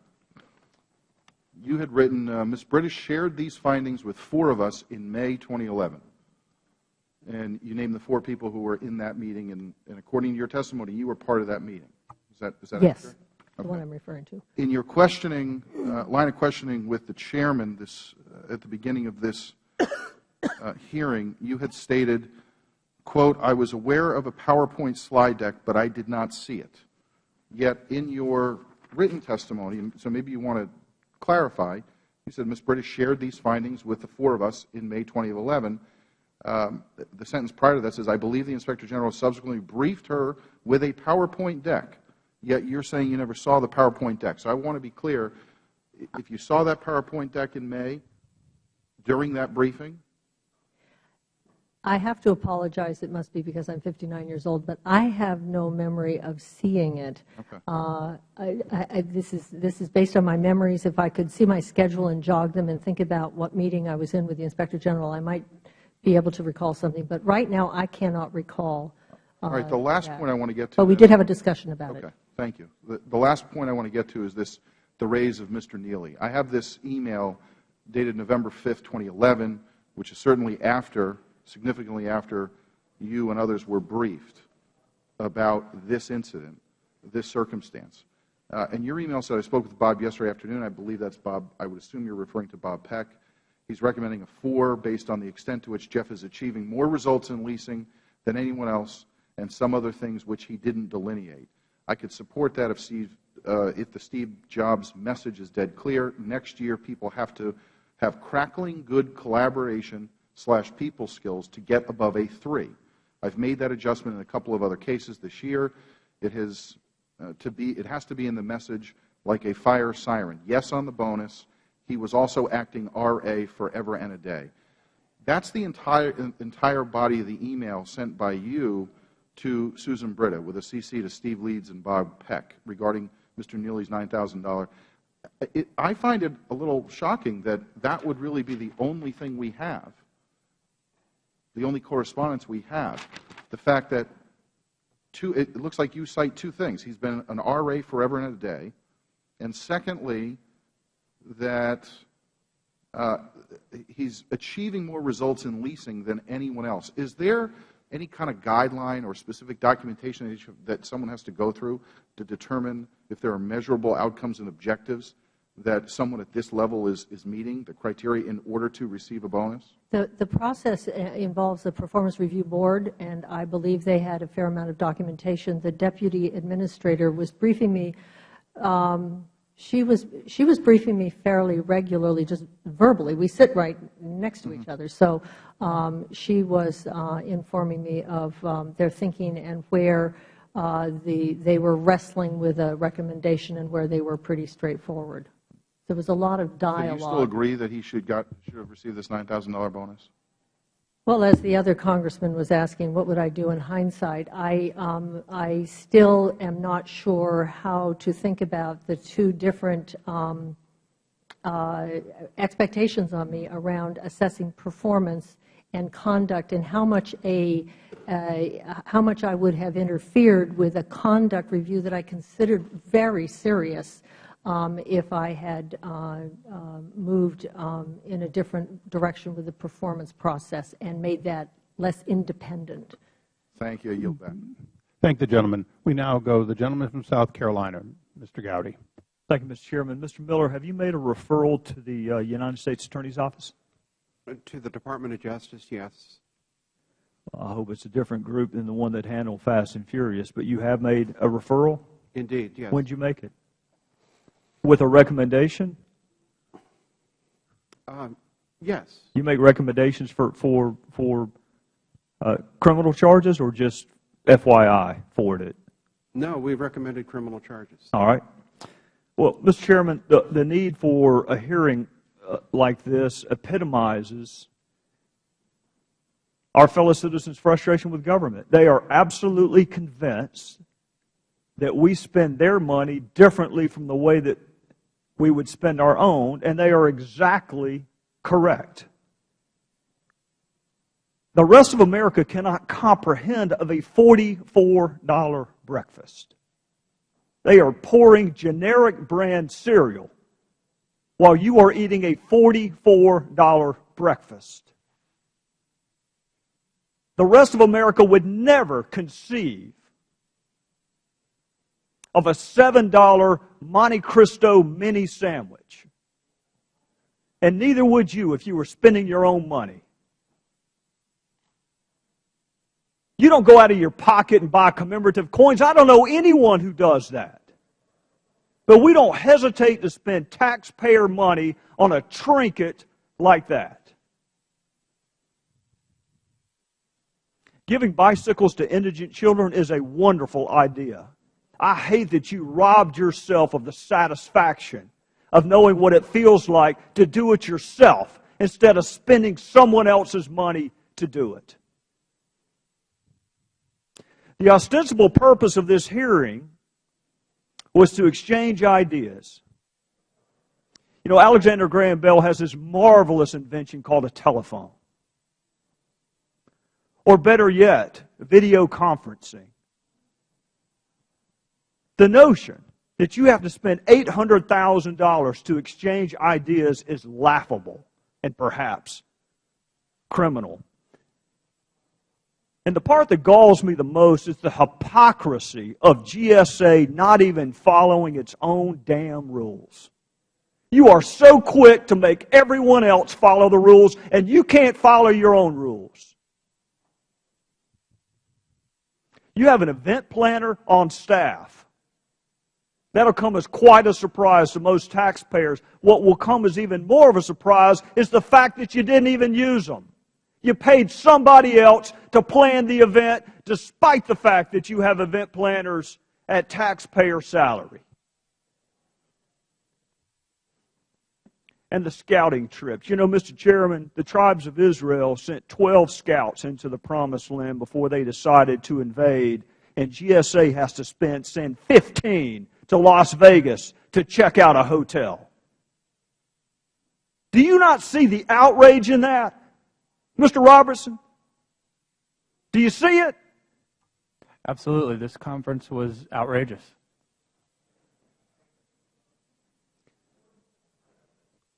Well, I'm not going to be as self-congratulatory as some other people are. I think the fact that we're having a hearing is a loss. Most people don't need a hearing to know that you don't spend other people's money the way that money was spent at this conference. We don't need a list of recommendations from the Inspector General. We don't need to be reminded that you can't negotiate a discount on a purse because the U.S. government decided to contract with a hotel. That is criminal. And a mind reader?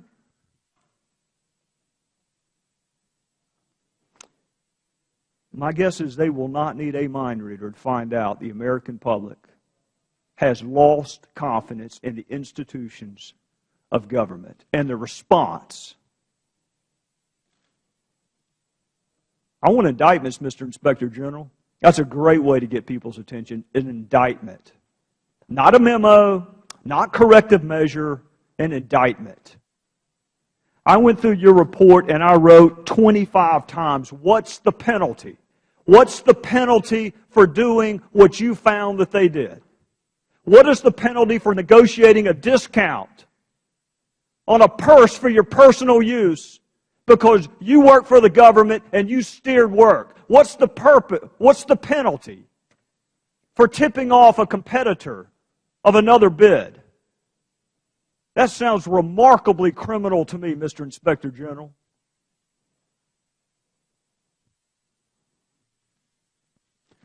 You know, Mr. Chairman, while this conference was being planned and executed, I was working in a small DA's office in South Carolina. We had budget cuts.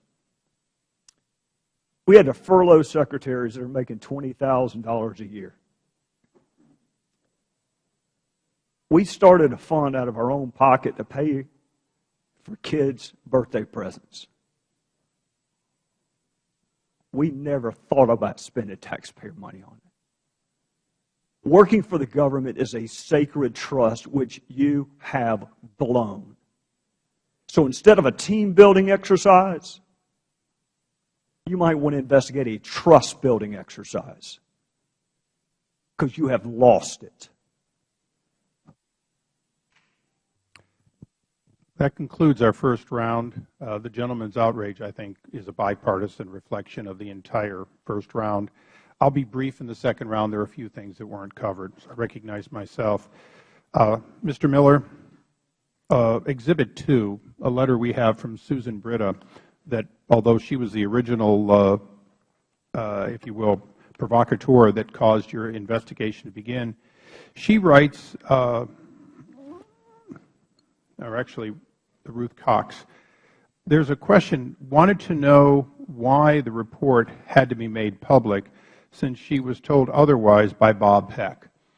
Are you familiar with this exhibit? Yes, I am, Mr. Chairman. And I appreciate your completeness in supplying us this. How do you explain anybody, political appointee or not, considering that any part of this would be retained as private, particularly after such a long time of us not knowing about it? I can't explain that, Mr. Chairman. We always intended for this to be public. It is of such a magnitude and of such an outrage that it had to be made public for transparency.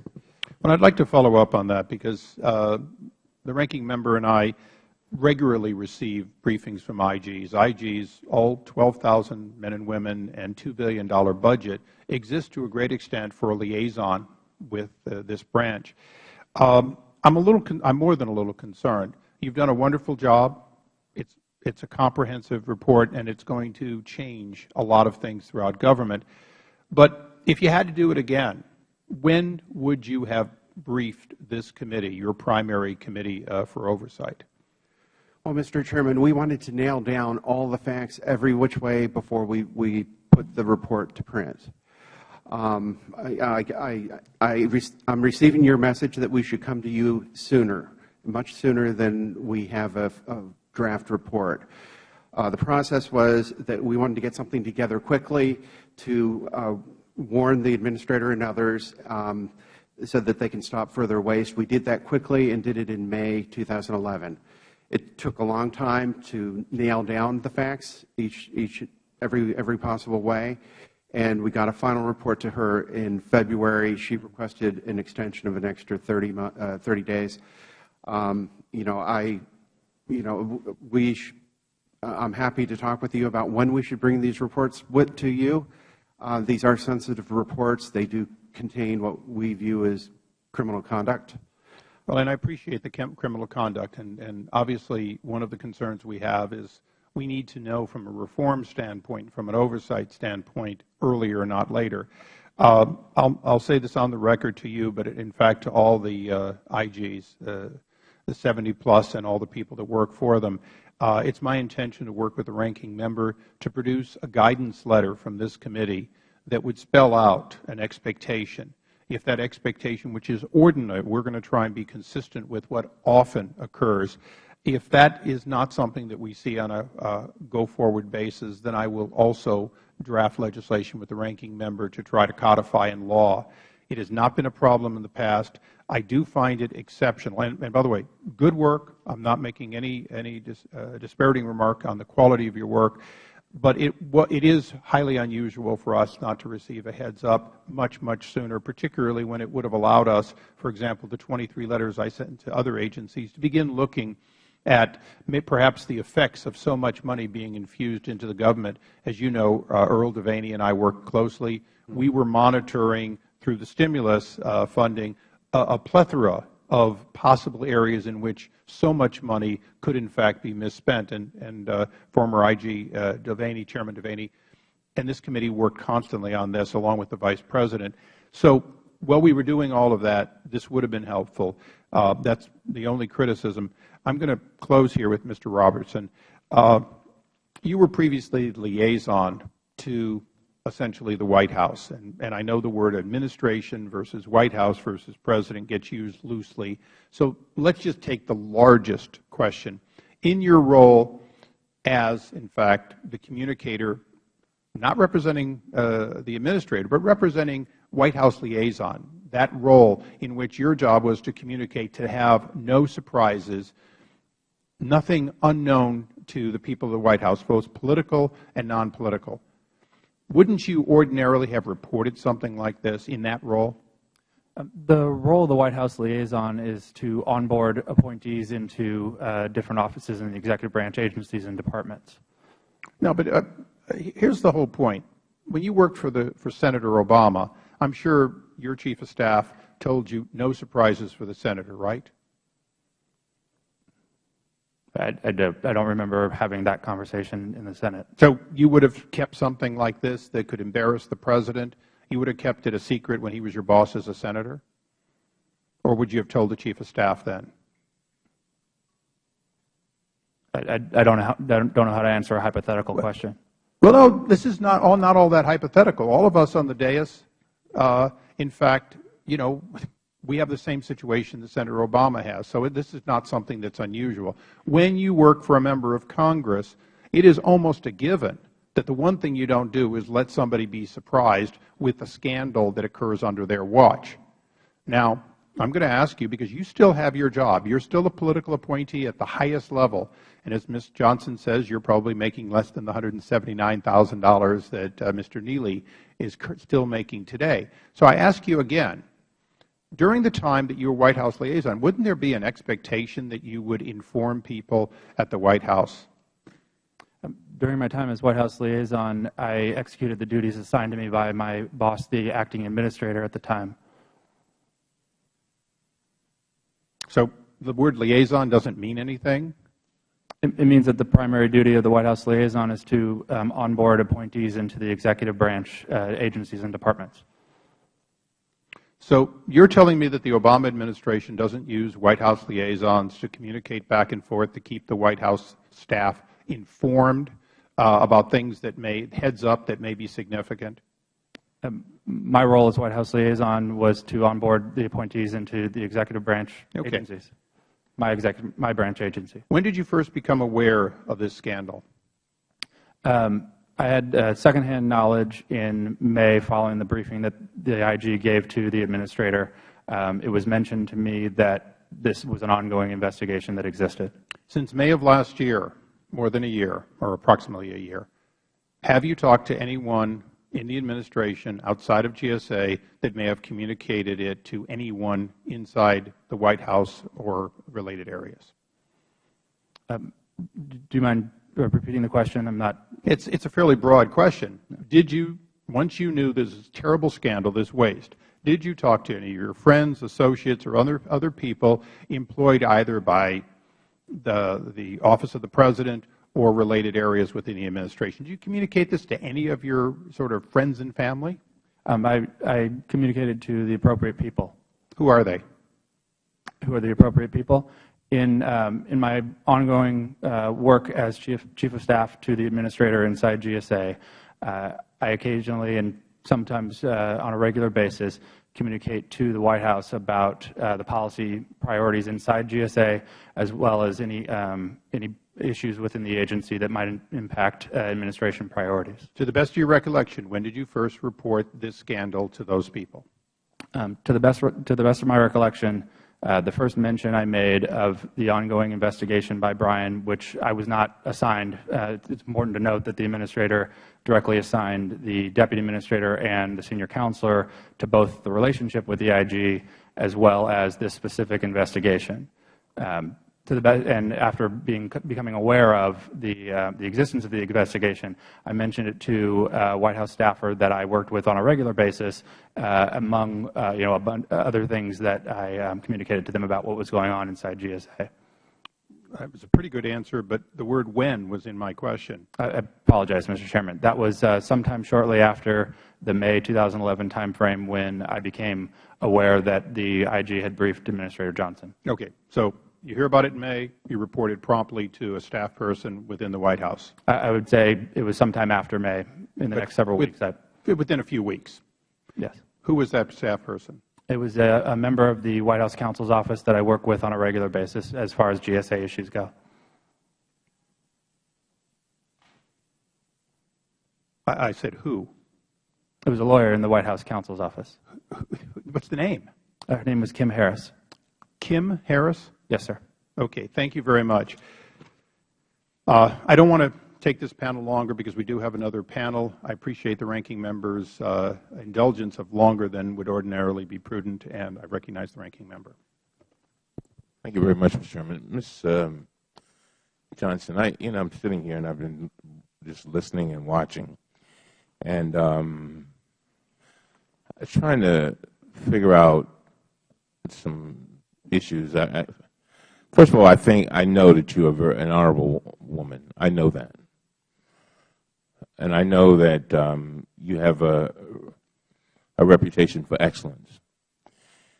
And I just want to go back to when you resigned. Tell us why you resigned. And let me tell you where I'm going. This is not a trick question. A lot of times when something happens, and although the person at the top does not necessarily feel that it was their fault, they know that they were in charge. Sometimes you'll hear a president say, "It's under my watch, I take full responsibility," or whatever. On the other hand, I guess some of them may feel that they actually could have done something different. That they, in other words, to avoid certain things from happening. Or that they did something to cause these things to happen. And I'm just wondering, why did you resign?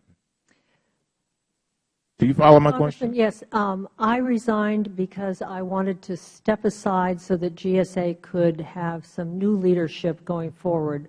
Frankly, the nature of that conference, the coarseness, the videotapes, the kind of impact that it was having deeply disturbed me, and I wanted to, as much as I could, reassure the American people that somebody was taking it quite seriously, and through my resignation could send the message that this is unacceptable, it's appalling, and it's not the norm.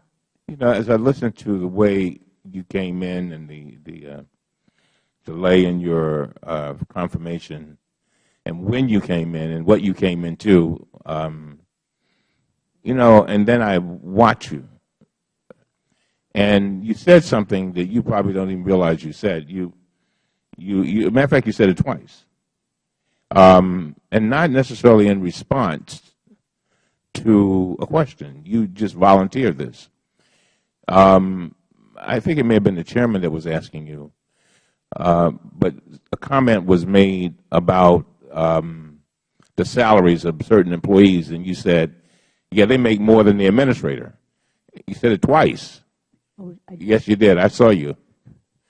And you seem like you were very kind of upset about that. And let me tell you where I'm going with this.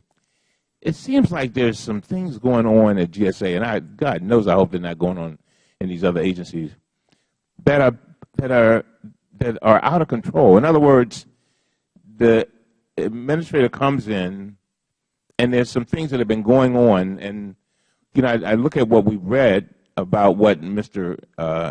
Is it Neely has been accused of doing, and I don't necessarily want to get into all of that, but I'm just wondering, are there things that you felt that you had no control over? And the reason why this is so significant is because I believe the chairman is concerned, as I am, about getting to the reform that is necessary to get to, but it seems as if it's almost like the administrator is here and there's something happening down there, and I mean, when I read the facts of this, of what went on here, you know, a fund that, you know, you can almost pull out $1 million to hold a conference for. People can talk about this money as if it's their money. The chairman made a good point of that, and others, you know, and they can use it for whatever they want. I mean, are we as government become? I mean, do we need some kind of different kinds of controls here? And you might want to chime in here, Mr. Miller, too, because I mean, if we're going to get to the bottom of this, I mean, we can go through these hearings and accuse one administration of doing it and the other administration doing it and all that kind of stuff. But if we don't get to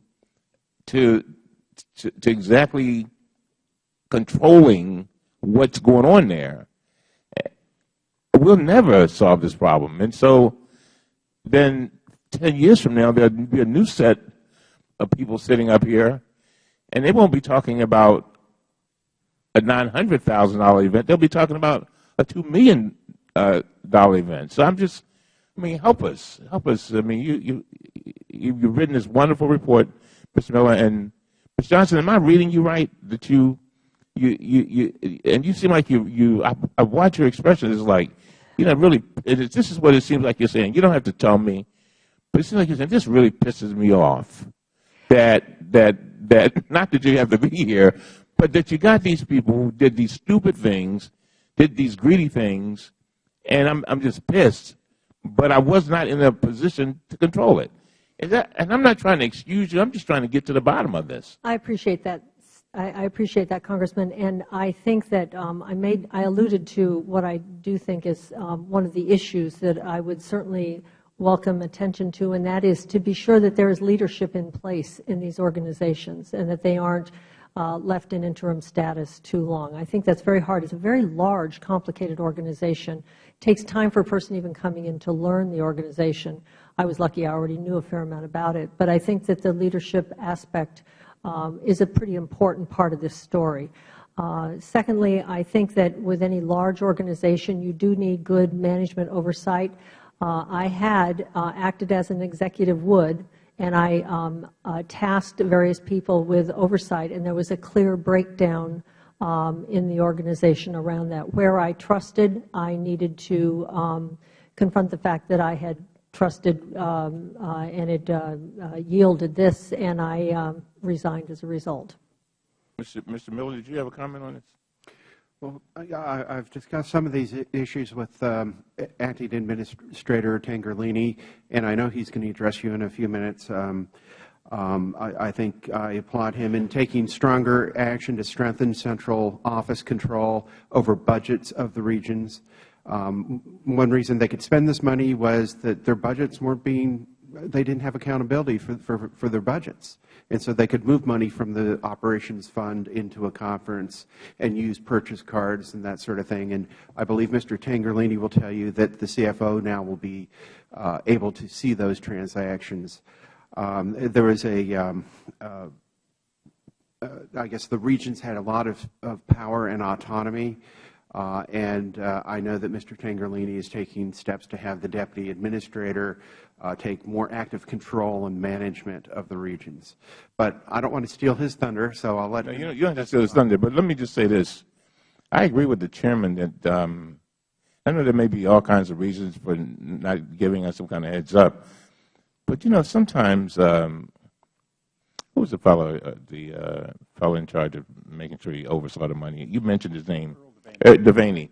Earl Devaney said something that I'll never forget. He said, you know, he says he tried to operate in a way where the rules didn't get violated. In other words, he tried to be in front of the train instead of you know, waiting for things to happen. And so I just kind of it's just helpful for us. I mean, we would love to have had a little bit of information on this one, so that we could have possibly done some things, brought some people in and just actually sat around the table and said, look, how do we make sure this doesn't happen, instead of letting it happen and then going, and we probably could have saved some people. First of all, we could have saved some money, but we also may have been able to save some embarrassment. The last thing I want to say is this, Mr. Chairman, as I close, this will only take a second. You know, a lot of times groups, and I'm saying this to our GSA employees and the other employees that may be watching this, a lot of times groups are judged by their weakest link. And it's so sad, because then people look at what a few people do in that group, and they judge the whole group. And I just want to say that, you know, we got a lot of great federal employees, and you know it, that are doing a hell of a job, and I just don't want them to be tarnished by this. I want the public to understand that there are people, like I said in my opening, that, you know, they collect money for the coffee, so that they're spending their own coffee money, you know, and they do all those little things coming out of their own pocket. Some of them, many of them, of course, as you know, have taken, you know, they can't get a pay raise for 2 years and whatever, and gone on furloughs, all kinds of stuff. And so anyway, I just don't want the public to judge our federal employees by these weak links. And I want to thank you very much. Thank you. Thank you, Mr. Chairman. Thank you. As we close this panel, I'd like to let Mr. Roberts and Mr. Miller know that we'll likely be back in this setting more times as we get through the reform part of this. Ms. Johnson, we're unlikely to ask you back in the same setting. Your experience at Computer Science Corporation, your experience here, we may ask if you would voluntarily help us as we begin to sort out some of the frustrations you saw between political appointees who, in fact, you might have a hard time recruiting the kinds of people that need to oversee SES and other very senior individuals in the bureaucracy, and of course some of your frustrations that may exist as to what it takes to eliminate a member of civil service even after egregious behavior. Yes, ma'am. I would be happy to be of any support I can be. And we'll make sure it's not at a cost of needing a counsel here again. Thank you. And with that, we'll take a short recess before the second panel. Thank you.